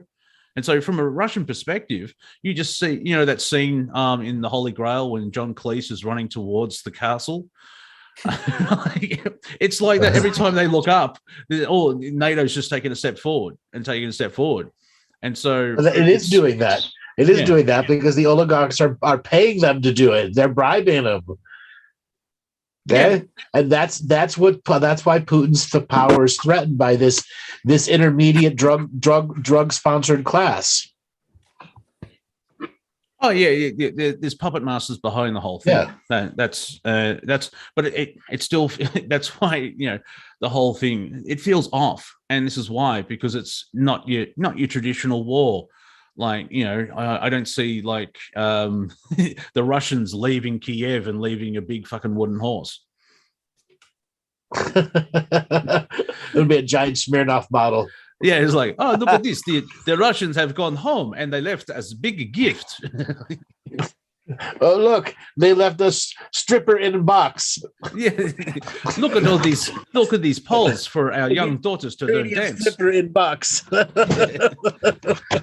Well, that is a downside because of the conflict. There's a lot of millionaires in the United States that aren't getting their brides. Yes, delivered. So will someone think of the children? Distribution. There's your problem. Yeah. It's a breakdown. Distribution, logistics, the supply distribution. chain. Yeah, the supply chain. Yeah, but have you noticed? I didn't realize the cure to a pandemic was actually war. So Putin's done well there, because here in Victoria, apart from the vaccine passports, the pandemic's over. Let's move on. And yet we're still in the pandemic bill. Even Canada, they got rid of their protests, but most of their shit's still in place, and they're going after the protesters because they're emotionally 5. Yes, and the brain fart. Never mind. My brain seized. Ladies and gentlemen, Andrew Bartzis has had a Biden moment. Yes, I'm biting my moment. And Biden had a moment as well where he stumbled and forgot where he was, and it was a 5 to 10 second pause. Now, this is slightly ironic because he's reading the fucking speech off a teleprompter. He's still fucked up and paused. Even my mum has said something's wrong with him. He's got dementia or Alzheimer's, and it's sad. Not because he's going through it. It's sad that everyone else is not helping him out. Like, I wouldn't arrest Biden. I would put Biden in a home and give him a lot of ice cream. He'll be happy for the rest of his life. It's everyone around him that is still propping him up. Like, apparently his wife's a doctor. I'm not sure of what, though, because why are you still allowing this frail old... he makes... if you remember the cartoon Mr. Magoo? He makes Magoo look like Stephen Hawking. This is the level we're at. And Monty is not a fan of Biden, everyone. Have we noticed? Do we have a little anger problem towards Biden, Monty? What do the Buddhists say about anger? Let go of your attachments to Biden. Now I'm just going to bring up the book of Boba Fett because you said attachments. So we're just going to have to have Melissa come in there and snip out some of these attachments. You can't be so polarized, man. No, I don't care. Like, just anyone. He's the leader of the free world. So, it's just the hypocrisy between administrations, this one and the last one. Mm-hmm. Really? Are you defending Biden? I'll just turn it around. So you're defending Biden? You think Uncle Joe's doing well? Is that what you're saying? No, I'm not a Biden supporter. I'm not a Trump supporter either. See, people think I'm a Trump supporter because I attack Trump's enemy. And that people actually Oh, figuring no, I out. know you're not a full Trump supporter. You're secretly in your heart, you're a pro-Trumper. I've watched your No. broken Trump heart go month after month after month since the election was lost. It was like you lost your bosom buddy. No. There was a Yeah. recovering Monty, Yeah. and I will Yeah. ask the audience if they noticed a recovering Monty after Trump lost. And the weird thing is, Bruce was more of a Trumper than I. So Yes, I know. was. Bruce almost went into hiding. Okay, look. I got to make this perfectly clear, okay? Because I get this label a lot. The guy, look, I agree with everybody who's made criticisms of the guy that he's really an odd personality, Trump, and a very odd guy. But the simple fact of the matter is, he had me in 2015, 2016, when he said, I'm not signing the Trans-Pacific Partnership and I'm not signing the Paris Accord. No matter how crazy he was. Yeah, I mean, that's all I needed to hear. I needed a leader to say, okay, we're not going to this version of globalization because it's nonsense. And it's basically economic restructuring and wealth distribution without calling it that. And, I'm pretty sure I'm the only person on this call who actually took the time to read most of the TPP and the Paris Accord. And they were horrible documents, man, specifically for North America. It was basically a catch-up program for China. China gets a pass on all carbon stuff because they started 25, 30 years behind the US. So this concept of social evolution and natural law is just being chucked out the window, and we're going woke on global national economies. I mean, it's ridiculous. Yeah. Right? Also, I would like, what would trigger me is when people would attack Trump and and basically got to the point like I would just attack the Clintons. Like, Trump said things, yeah, and the Clintons did do those things, and like that's where I was fighting, because Trump's not the best, but usually whoever the enemy of Trump is much, much, much worse. And people have figured out too, like they hated Trump, but the last 14 months they realized everything that the Democrats said Trump would become is what Biden's doing now. Yeah. Yeah, I agree. Yeah, but also the Democrats are morons when it comes to running campaigns. Well, yeah, they've been so entitled to the victories for so long that the people that they hire are nothing but douchebags and regurgitating what they want to hear. Yeah. I mean, I don't. A lot of conservative shows that I watch, they say, "Oh, the left wants this."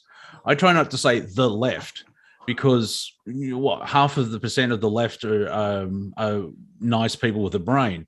It's the far left extremist fuck knuckles that are just like, I mean, Bill Maher's changing his tune because he's realized this is wrong. Instead of going with party politics, you use a logical brain. And he's attacking. Bill Maher in the last week and a half has been called right-wing because he decided to challenge some far left ideology. This is the simplicity of what's going on. Yeah. The absolute irony. And I want to say the neocons have joined the Democrats, and we've got to go to Fox News to watch news going on in Canada. What the hell has this world come to? The sides have flipped in our lifetimes. Yeah, poorly. And yes. Let's all be honest here. I mean, the Trump presidency was the most entertaining presidency of our lifetimes. I mean, it was just unbelievable, and it was comical, and it was just, the rotating door on how many Secretary of States did he have? Like 16? Yeah, like 16. Yeah, it was just like a temp job at the Trump White House. Call manpower. We need a Secretary of State temp. I need you to call human resources, the greatest human resources. This human sucks. I need a new one. Must have a high school diploma. So it was an extremely entertaining presidency. Another thing I noticed is that it pointed out to me the incredible dichotomy between the internal perception of America and the global perception of America. So, when Biden got in, the media and the left think, okay, well, we've restored our reputation. America is back. We've gotten through this Trump nightmare. But if you actually look at the Trump years, I mean, that dude was treated like gold. I mean, he's the only leader ever invited for a dinner at the Forbidden City. Everywhere he went, he was respected. And if you go back to the last 2 years of Obama, there were 3 diplomatic total insults to Obama. One happened at the tarmac in Cuba, and one happened at a G20 summit in Shanghai, and one happened in Saudi Arabia, where, you know, he was left on the tarmac and nobody came out to see him. I mean, and the media never played that up, how bad America's reputation was abroad under Obama. And then Trump came in and things seemed to change. And now Biden's back. And I think the question the whole world's asking now is, does America even have a leader right now? Mm-hmm. No, it doesn't. Well, no, because you see, like, Biden lets slip in press conferences, like, oh, I can't say, I've been told I can't say that, or I can't do this, I'll get in trouble. How many press conferences has he had? 3 in 14 months, and they're all, he gets a cheat sheet with a photo of the journalist, and it's a prearranged question, and they're all softball ones. And you look at the difference between a Biden press conference and a Trump press conference, and one is, Mr. President, what's your favorite ice cream? And then you look at one at Trump, and it looks like it's, you know, that scene in Trading Places when the market opens in New York, and they're all, yeah. It's like the disrespect is completely different, and it's they're fighting Trump because he's evil, and Biden, oh, we shouldn't upset Grandpa, he'll get cranky. Yeah, so there's a lot of stuff was revealed in the Trump presidency. You know, he ultimately got taken out by COVID. To be honest, I didn't like the way this sort of like fervent nationalism rose up around him. Well, I wasn't a huge fan of the football stadium rallies and stuff like that. It's a little too, I don't know, Nuremberg for me. But I liked what the guy was saying in the election, okay? And I knew that Hillary Clinton would be horrible, and I don't regret that I supported Trump, even though I'm a Canadian and I don't have a, you know, whatever my memes and my social media comments did.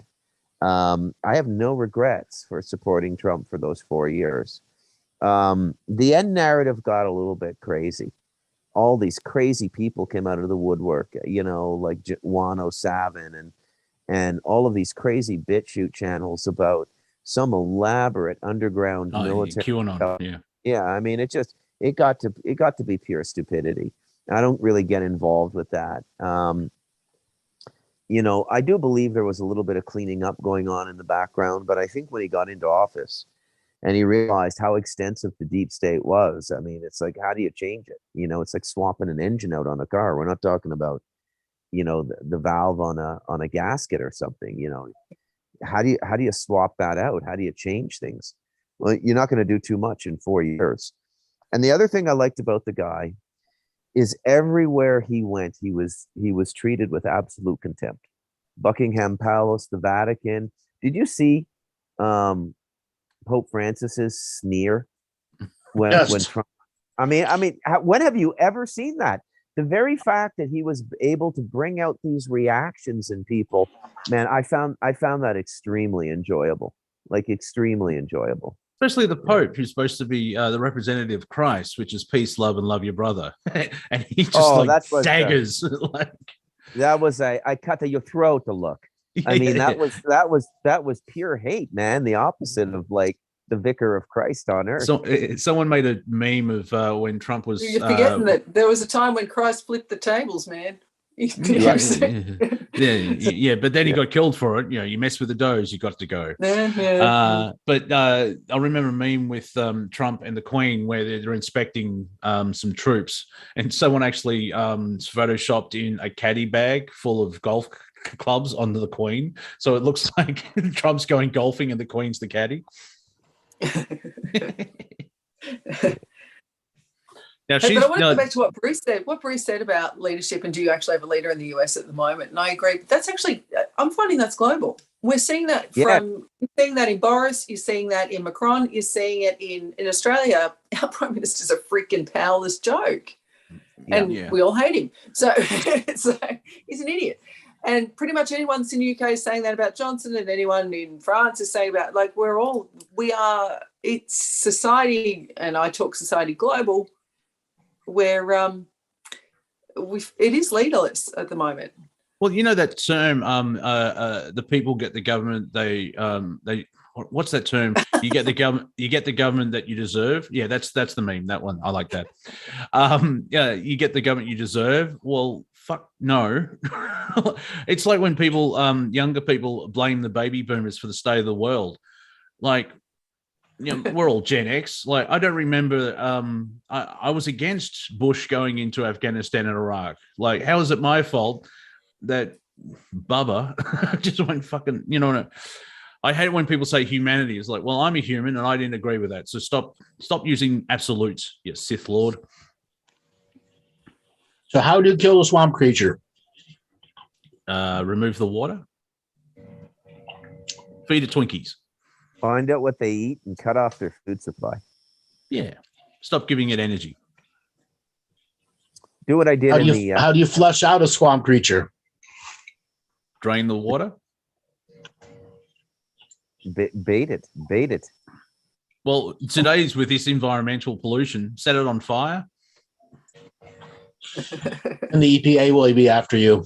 Yes. Not if you get the EPA to do it. Remember, what was it, 3 years ago? The EPA allowed, they flushed all this copper mine shit into the Colorado River, and it turned it yellow or orange. And their response was, oops. You're the EPA. You can't just fucking say oops and the river just all down. Yeah, maybe it was in my timeline. Yes, they can say oops because they can hide disasters in the courts and not have to be responsible for it. Those wonderful courts, yeah. It's like, you know, I've started a new saying: if we're in a just world, the Clintons would have been in jail in the 1980s. Oh yeah, from the old Arkansas stuff. Yeah. I mean, the media came up with the term Arkanside instead of suicide. It was an Arkanside because they knew the Clintons. Like, yeah, before Epsteining was brought in. What is what's the death count for the Clintons now? 49, 79? Like, there's no one, you can't tell me in history the amount of people that had work colleagues, friends, and acquaintances all kill themselves. It's a statistic anomaly. There's no anywhere in history, maybe the Romans. But you know what I'm trying to say. The Clintons were just depressing people. Yeah. Well, have you seen photos of Bill Clinton lately? Sucking the life out of him, and it's not cancer. Yeah. Cancer. He's recovering from cancer. Yeah. Wow. Oh, he's not quite recovered, I can tell you. No, it looks like he's out of remission. He's like his back probably started another round of chemo or something. Yeah, he's got a fabulous distribution of Mets from what I can see, of metastasis. But anyway, that's his journey. I mean, he's had a couple of pretty major heart attacks. Yeah. So can you see why? Look at his almost as many as Darth Cheney. Yeah. Yeah, he survived without a heart, for 14 months? Like, he had a machine pumping his heart. And someone told him, oh, by the way, your nickname is Darth Cheney. And he loved it.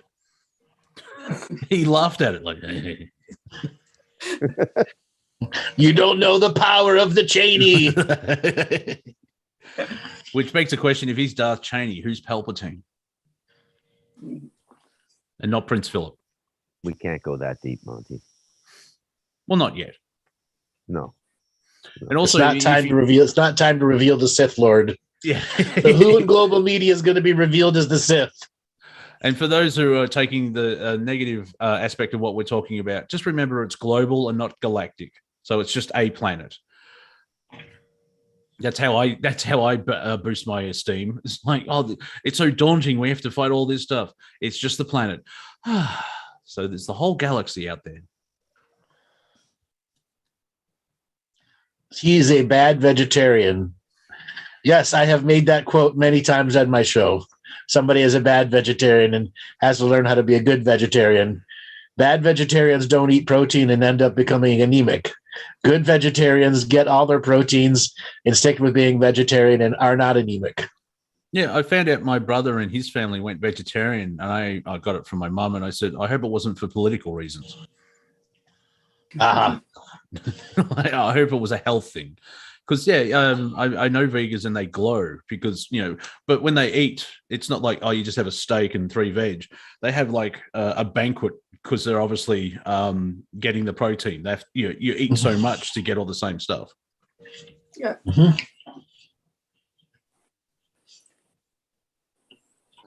Well, I think Bill, wasn't he featured on, there was that fabulous documentary on Netflix called Game Changers that talks about veganism and the incredible health benefits of it, goes into the whole environmental aspect and everything too. It's actually a really good doco if you've not seen it.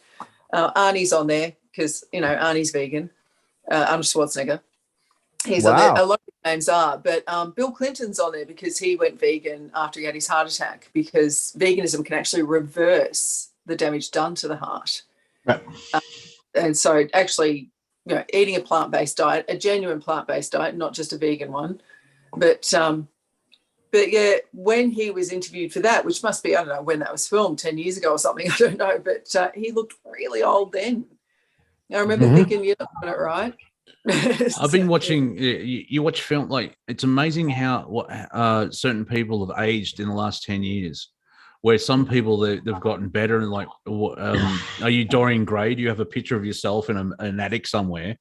Or like Nancy Pelosi or Maxine Waters? It's like they're turning into the predator. Just the aging. They're on Tatooine because there's twin sons. They're aging twice as fast. It is fascinating to see people where they look like that in 2012, and you look at them now, like, what the fuck happened? Now, people say they lost, they can't get their adrenochrome anymore, but So Mayor Lightfoot out of Canada, she looks like she's turning into Palpatine. Whoa, Chicago. Sorry, Chicago. Mayor Lightfoot out of Chicago. Sorry. So she's going from Beetlejuice into Palpatine, because she does look like Beetlejuice. Yeah, she is looking hard. Yeah. Have you seen those memes where they show all the health ministers, and like the Dutch health minister is the size of a small a UV? Like, how the fuck? Did you see that Joe Rogan had a go at Bill Gates and just attacked his fitness? Why should we listen to this man about fitness when he's got pot belly and tits? Why we listen to him about health at all? Yeah. But to look and at, why should we listen to him at all? Yeah, I don't trust a man that's getting into vaccines. I've experienced Windows and all those viruses. That's right. Right. We should disregard you just for the fact what you did to us between Windows 95 and Windows 7. Well, that 10 years of abuse was awful. And his ex-wife looks like is it Kevin Kline? If Kevin Kline transitioned, have you seen the actor Kevin Kline?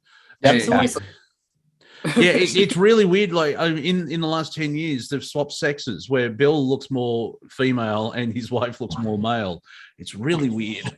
She actually did a bit of a tell-all interview a couple of days ago. The old Melinda. Yeah, I was just going to bring that up. Yeah. Yes, because she's trying to make another run for presidency. Melinda Gates? No. Clinton. Clinton. I thought you were talking about Clinton. Oh no, Hillary won't go away. Gates. Yeah. So what did? She was just ranting. She was just saying how bad that Epstein gave her nightmares, and that there were many more affairs that Bill had. Yeah. Well, none of that's really surprised me. I think we all knew she was pretty unhappy with that. I do like her. She looks a truckload happier than she has for the last 10 years. So good on her for somehow getting away. I'm not sure. He must be terrified of what she could share and unleash. But then I'm sure he's got some sort of chains on her. Yeah, there'll be a dead man switch somewhere. Yes. You cross this line, you die. Looks like, looking at the Ukraine, I mentioned it to either Bruce or Andrew the last couple of days. The next James Bond movie is writing itself. Yeah, probably. Hey, listen, on the topic, just while we're back on Ukraine, something weird that I wanted to share. But a lot of people are saying donate money here. Oh, I'm doing my own raising funds. Everyone's being special about raising money. But with everyone backing out of Russia and backing out of everything, so like Apple and everyone, Spotify apparently, but it's so powerful. But everyone backing out of there, with that has come less and less ability to actually distribute any sort of funding or monies to these people. One of the best ways I've heard of, and I actually have tried it out myself just yesterday, is if you want to actually assist the actual people on the ground over there, you can rent an Airbnb. I know that sounds really weird, right? Obviously, none of us want to really be there. But I actually did this yesterday with an Airbnb where you can find your own in a particular area. $bucks a night, and I booked it for several nights. And the gentleman that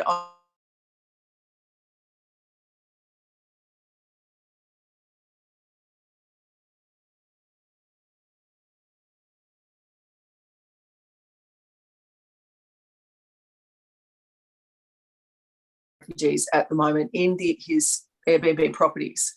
And so that's one of the weird ways that you can actually look if you want to contribute something and actually help out. That's one of the ways you can do it. And so in areas that we're talking areas that are not the big ones, it's a big country. There's a lot of rural areas and a lot of other areas that aren't major cities, but still cities that are heavily populated and are fear-driven. There are major cities that are closer to the borders that are doing amazing work, helping and housing everyone they can that are seeking refuge. So there are ways that you can still help that are weirdly more legit than probably your big, fundraising. There are some organisations I do trust. There are many, many that I don't. And so usually the bigger they are, the less I trust them. But just the whole thing's weird though, because like when the first 2 days of there's an invasion, half the city's panicking and in the subway stations, while the other half of the city are going about their day looking at their phones. And I would guess from the general populace of the Ukraine, it's total chaos because they have no idea what's going on and they hear explosions and stuff like that. Who knows if it's, I don't think it's Russia versus Ukraine, as Andrew's pointed out. I mean, you've got separatists, you've got, all the alphabet agencies in there. I mean, the CIA have been messing about since 2014 and all that. In the last week, Condoleezza Rice has come out and said it's completely wrong that a nation goes into a democratic nation and invade. And it's like, didn't you do Iraq and Afghanistan? Well, I suppose you would know. Yeah. And this is coming back to haunt us too, right? Is the loss of any kind of moral stature we have to comment. So my snooze button on this whole Ukraine thing is wake me up when they have an Abu Ghraib in somewhere in Kiev. Okay, that's the point I'll re-engage, and my line in the sand has been crossed for what outrageous deeds a powerful state can do to another. But it's just we can't really say anything. Now, one of the things that I do is I follow the English-speaking state-sponsored Chinese media. So I subscribe to Xinhua News, and I subscribe to China News Daily. And the North American press is not really reporting this, but China has spoken quite voraciously about this situation in the Ukraine. And they don't come right out and support what Russia is doing, but they do take every opportunity to say that whatever you do in evaluating the situation, take into account that if you're listening to the US, you're probably being lied to. That's China's basic stance on what's going on now. And by the way, they started screaming a number of months ago at the United Nations and in their own internal press when they speak to Chinese people. They're promising the Chinese people and the United Nations that the US will be brought to trial for war crimes in Iraq, Syria, and Afghanistan. And they're drumming up a bunch of countries behind that. So you have this perception of what's going on from inside the bubble, which is the Western media, and then you have what's really going on in the rest of the world. And one of the things that alarms me is the disparity between the average American's perception of what's going on, based on their consumption of media, and what's really going on. Like they're just as, the two things are completely different. And if they knew what was really going on, and they should absolutely know what China thinks of this, because China could decide to do something, right? Yeah. So the information handling on this, and Biden's handling on this, it's just absolutely despicable. That it's come to this. Can I bring up the way that the outpouring of love and support to Ukraine, which is awesome on a base level, but Yemen, why is everyone ignoring Yemen? Because that's not an authorized war. Well, I thought it was that's an unauthorized war. I thought it was because they're not white. Well, that too. Now, not to mention the king of Saudi Arabia is trying to beat him up, and we don't want to piss off the king of Saudi Arabia. Yeah. No, So would Whoopi Goldberg actually refer to the Ukrainian invasion as just white on white crime? Yes. Okay. Yeah. Yes. Oh, and then tried to say it wasn't race, it was racism or something like that. Something with racism too. One of the hosts of The View face planted live on air. I don't know if you saw that. It's dark. No, it wasn't Whoopi. It was Joe Bayer or whatever her name is. Joy. One of them. Joy. Yeah, I see. Thank you. But my point, I have to look this up. If she face planted, I want to see this video. Yeah, see, if you want a bit of schadenfreude of laughing at someone's pain, but it's the type of person. She wanted to go to Italy apparently, but because of the Ukraine situation, blah blah. If you watch The View, don't. It's completely it woke them at its best basically. But yeah, she felt she was walking out and tripped on something. I think the flat ground. or whatever, but she slammed hard, and it was going out live. So is that it? I wanted to hear the outfall as well, but okay. Monty, can you say who that was again? Joy Bear. Oh yeah, she face plants hard. The chair wasn't. She thought she wanted to go sit, and the chair wasn't there. There you go. So yeah, she deserved that shit. Yeah, that's for something nasty she said about somebody. Some ghost pulled that chair. It's a bit of dark comedy with a hint of karma. The best kind. Well, the way they virtue signal on that show, and they have guests on that they don't agree with, so they stitch them up live, and you've got the audience behind the hosts and everything else like that, and they just foot and mouth disease. And the latest one was Whoopi. She was suspended for 2 weeks, and she was back in 3 days. I mean, the irony of that thing was, it's like February 1st, it's Black History Month. February 2nd, we've suspended Whoopi Goldberg, a black person. Yes. Yeah, but suspended for. We'll kick her out during a white holiday. Yeah. Oh, and for Australians, cricketing people, Shane Warne passed away overnight, 52, suspected heart attack. I don't know if it's vaccine related, but he was only 5 years older than myself and Andrew, and but he was a fat athlete. He was an athlete, but he drank and he smoked, and he was a spin bowler. If you know cricket, he's not really an athlete. He was good at spinning. Many years ago, I rehabbed his shoulder. So yeah, and I can tell you, a jerk, but he was. He was one of the greatest cricketers ever, and certainly one of the most amazing bowlers ever. And his death happened in Thailand, in Koh Samui, and without a doubt, look, honestly, for sure, there's drugs and hookers involved. But that's what I mean. It's one of those. Yeah, we don't really need to know what happened. He's dead. That's enough. Okay, we don't want to make up. Okay, then. Yeah, but there's a famous in one bowl he created a new type of bowling technique called the flipper, where he flicked his wrist or whatever else like that. I'm going to bore everyone who doesn't know cricket.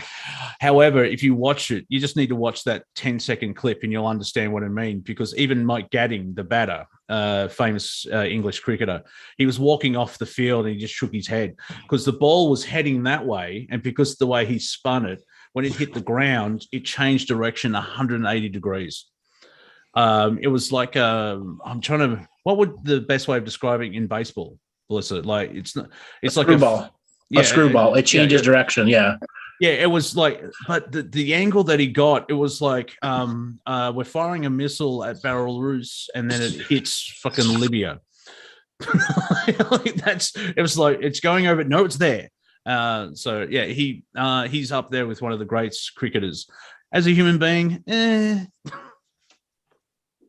Yeah, he's always been. He's got a lot of colourful history behind him, but he's. But yeah, it's interesting watching the whole country react to it though, because he was iconic in the country, wasn't he? Well, it was like the same day or the day after that Rod Marsh passed away. He was a famous. Yeah, he was an Australian wicketkeeper, and the last tweet that Shane put up was talking about Rod, and who also died of a heart attack.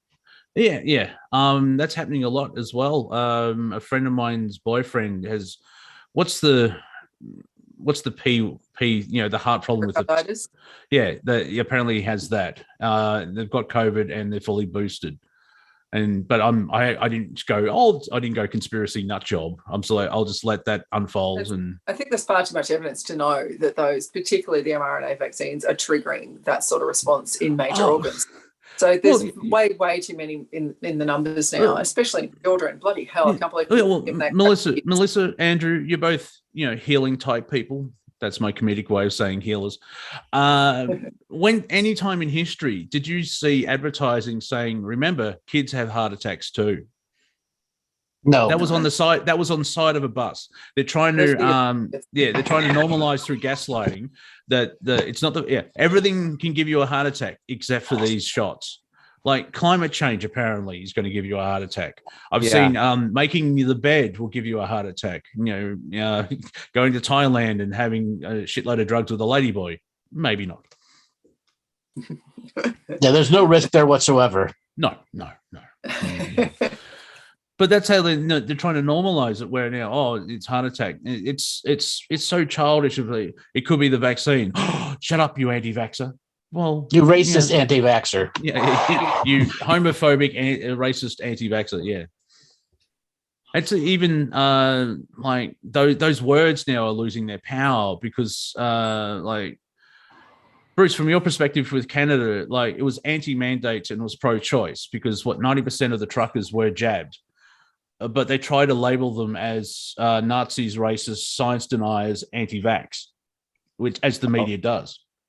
Yeah, it was absolutely brutal what they did to those people. Now I think they regret it now because a lot of people are just sort of catching up with it. I mean, there was a brilliant moment even on Real Time with Bill Maher. I forget who the guest was. She is involved in American politics. What was the name of that woman? She's involved in A Course in Miracles. Marianne Williams. Marianne Williams. Yeah. So she was on the show, and I mean, they couldn't believe that she had said those things. Mm-hmm. So he's kind of off on his own. I think he tried to run with the ball, right? And at a global level, try and inch their campaign forward, and he's paying dearly for it. But Ukraine has it's amazing how quickly your memory can be wiped of things now. Yeah. Like Ottawa just. So the irony, Trudeau was called by Biden, and Biden told him to use his executive powers. He uses his executive powers, rescinds his executive powers, and the war starts. Mm-hmm. Okay. Nothing sus there. And now black-faced Hitler. He's known as that forever now. Yeah. And you don't have to. He's black-faced Hitler from now on. I love humanity because I just say 3 words: blackface Hitler, and everyone goes, Justin Castro. Yeah. There was another big article just today, trying to debunk that he's Fidel Castro's son, and it went through an elaborate gauntlet of details that were nothing more than a distraction. And I put on the comment section on Facebook, it was a Canadian newspaper. I said, you seem to have forgotten to mention that they vacationed in the Caribbean on their honeymoon, and I forget the island, but it was like literally 30-40 miles flying or boating to Cuba, and they went to visit a Caribbean island that they asked be left off their record. So the door is open there. But the way they write the articles, it's like you're a moron for even thinking this. And in the deepest, darkest corners of the web, there lurks this idea. And this same newspaper used to write the same sort of columns about the World Economic Forum 8-9 months ago. Now they flipped on that. They're saying, hey, look, there's something going on here.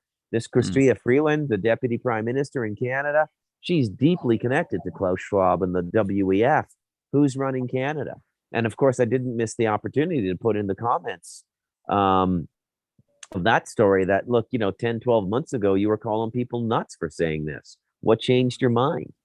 Right? So they're having a really hard time. And there's so many people now that just have to do their jobs, right? Like the police, like journalists. And it must just be soul killing for a certain percentage of them to go in and do this every day and to know that they're lying and spinning news and wreaking all this havoc in the information requirements of the public. It can't be good. I mean, but then you have the other half who believe in that reality and they think they're doing God's work. If you watch the State of the Union address, watch it on Crowder or Tim Pool, because if you just watch it by itself, you just want to start getting sandpaper and removing your eyes. But the Democrat, I saw the inauguration of Joe Biden, and the Democratic reality is completely their own. It's not what's actually happening, but what their belief system is like. They saved America from an evil dictator, so we're going to do things worse than him. You just watch it and like, what fucking planet are you on? I mean, one episode of Bill Maher, they actually had a guy from CNN on. A newscaster, and it's making me wince and cringe and triggered. And like, who's this guy? And then they put up I can't remember his name, but from CNN. Like, oh, that makes sense. So I withdrew. But it's like, we have to defend liberal democracies. This is while Canada is going through its shit, and it's so hypocritical. It's a hypocrisy where save the Ukrainians, but anyone that disagrees with the Canadian government are Nazis and insurrectionists. Oh, it's an insurrection. No, it's a fucking revolution. You can't. I mean, they even call January 6th an insurrection. What? The police let them into the fucking building. There's so.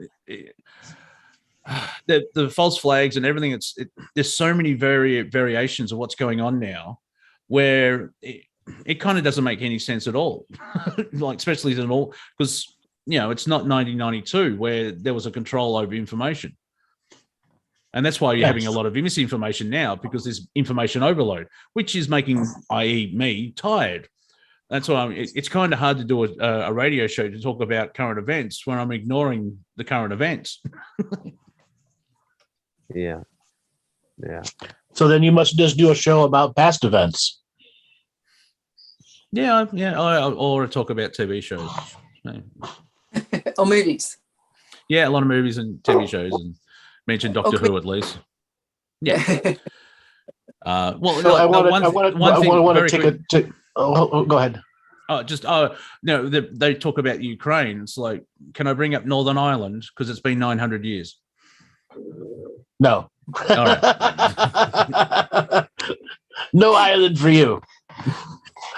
Okay, guys, we're near the end of the show. Melissa, you want to give a way for people to get a hold of you? Yeah, look, I'm easy to find. Go to melissahockinghughes.com or qbihealing.com. Oh, there it is. Look out. Monty's put his name in. And that's where you'll find me. Send anything there. If you need to book a healing session or anything on there, there's all sorts of links that you can book it on there and book it in. If you need to actually book a session where you're speaking to me via Zoom, there are not many of those per week. So make sure you contact directly about that, as well as sending in the link or clicking the link and everything. Mention that that's what you're after, okay? There are few and far between at the moment. Schedule is tight, man. But yes, love to hear from you. Bruce, you want to give away for people to get a hold of you? Yeah, Amazon.com, Bruce Macdonald, Macdonald. You see, hold it up there for a sec. So the first book, that's the audio copy of it, but that's Stardust Ranch. That would be a great book to buy now. And if you enjoyed The Galactic Historian, you'll get something out of Stardust Ranch. And my co-writer, he passed on Sunday in Arizona, Oh. John Edmonds, and he was a good friend of mine and a good friend of Andrew's. And, so I split the royalties with him, and so the royalties will go to his wife, and it's probably a good time to buy a copy of that book. Yeah, and if you want to listen to me for 8 hours, I do the audiobook. Yes. And Monty, give away for people to get a hold of you? I can be found on a lot of things as a Wafer Thin Entertainment. I'm on YouTube, Rumble, Odyssey, BitChute, and I'm on Spotify, but I didn't get the money. Or Monty Dean. On Twitter at Real Monty Dean, if you brave that battleground. And going as a comedian to go into Twitter because it's so much fun, as well as Instagram as Monty Dean and or Wafer Thin Entertainment. And you all know who I am. You can go to my website, andrewbartzis.com. You can find me on Facebook and YouTube under Galactic Historian. And we look forward to you guys. We will be back this coming Thursday with another call-in show. So get your questions ready, and we'll see where we're at in a week from now. Does the Ukraine war last? Does it fade? Do the truck drivers that arrive in the United States into the DC tomorrow, do we see the CIA doing, cash grabs on the truckers? What's going to go on? Who the hell knows? Three Stooges have had an incestuous love child with Monty Python, and that's where we're at right now. Mm-hmm. All right, Robert, take us away.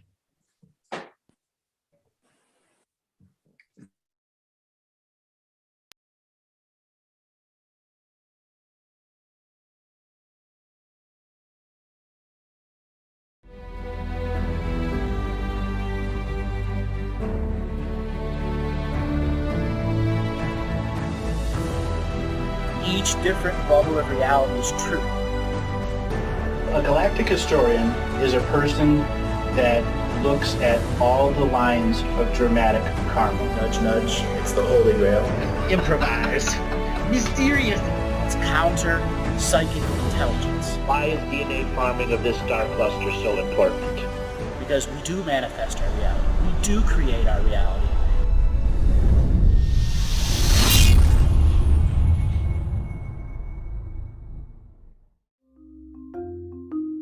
Hello, let's create, let's co-create, and let's change this world with love. No matter if you're from Alpha Centauri or Earth, we all began with the same birthing process. We live in a limited point of view. Living the mystical life daily is about striving for the unlimited point of view. Each day, each human being gets an infinite amount of choices.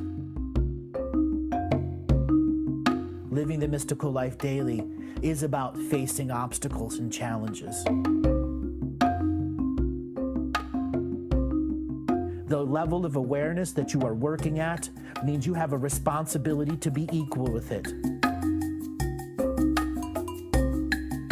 How does one truly let go of expectation?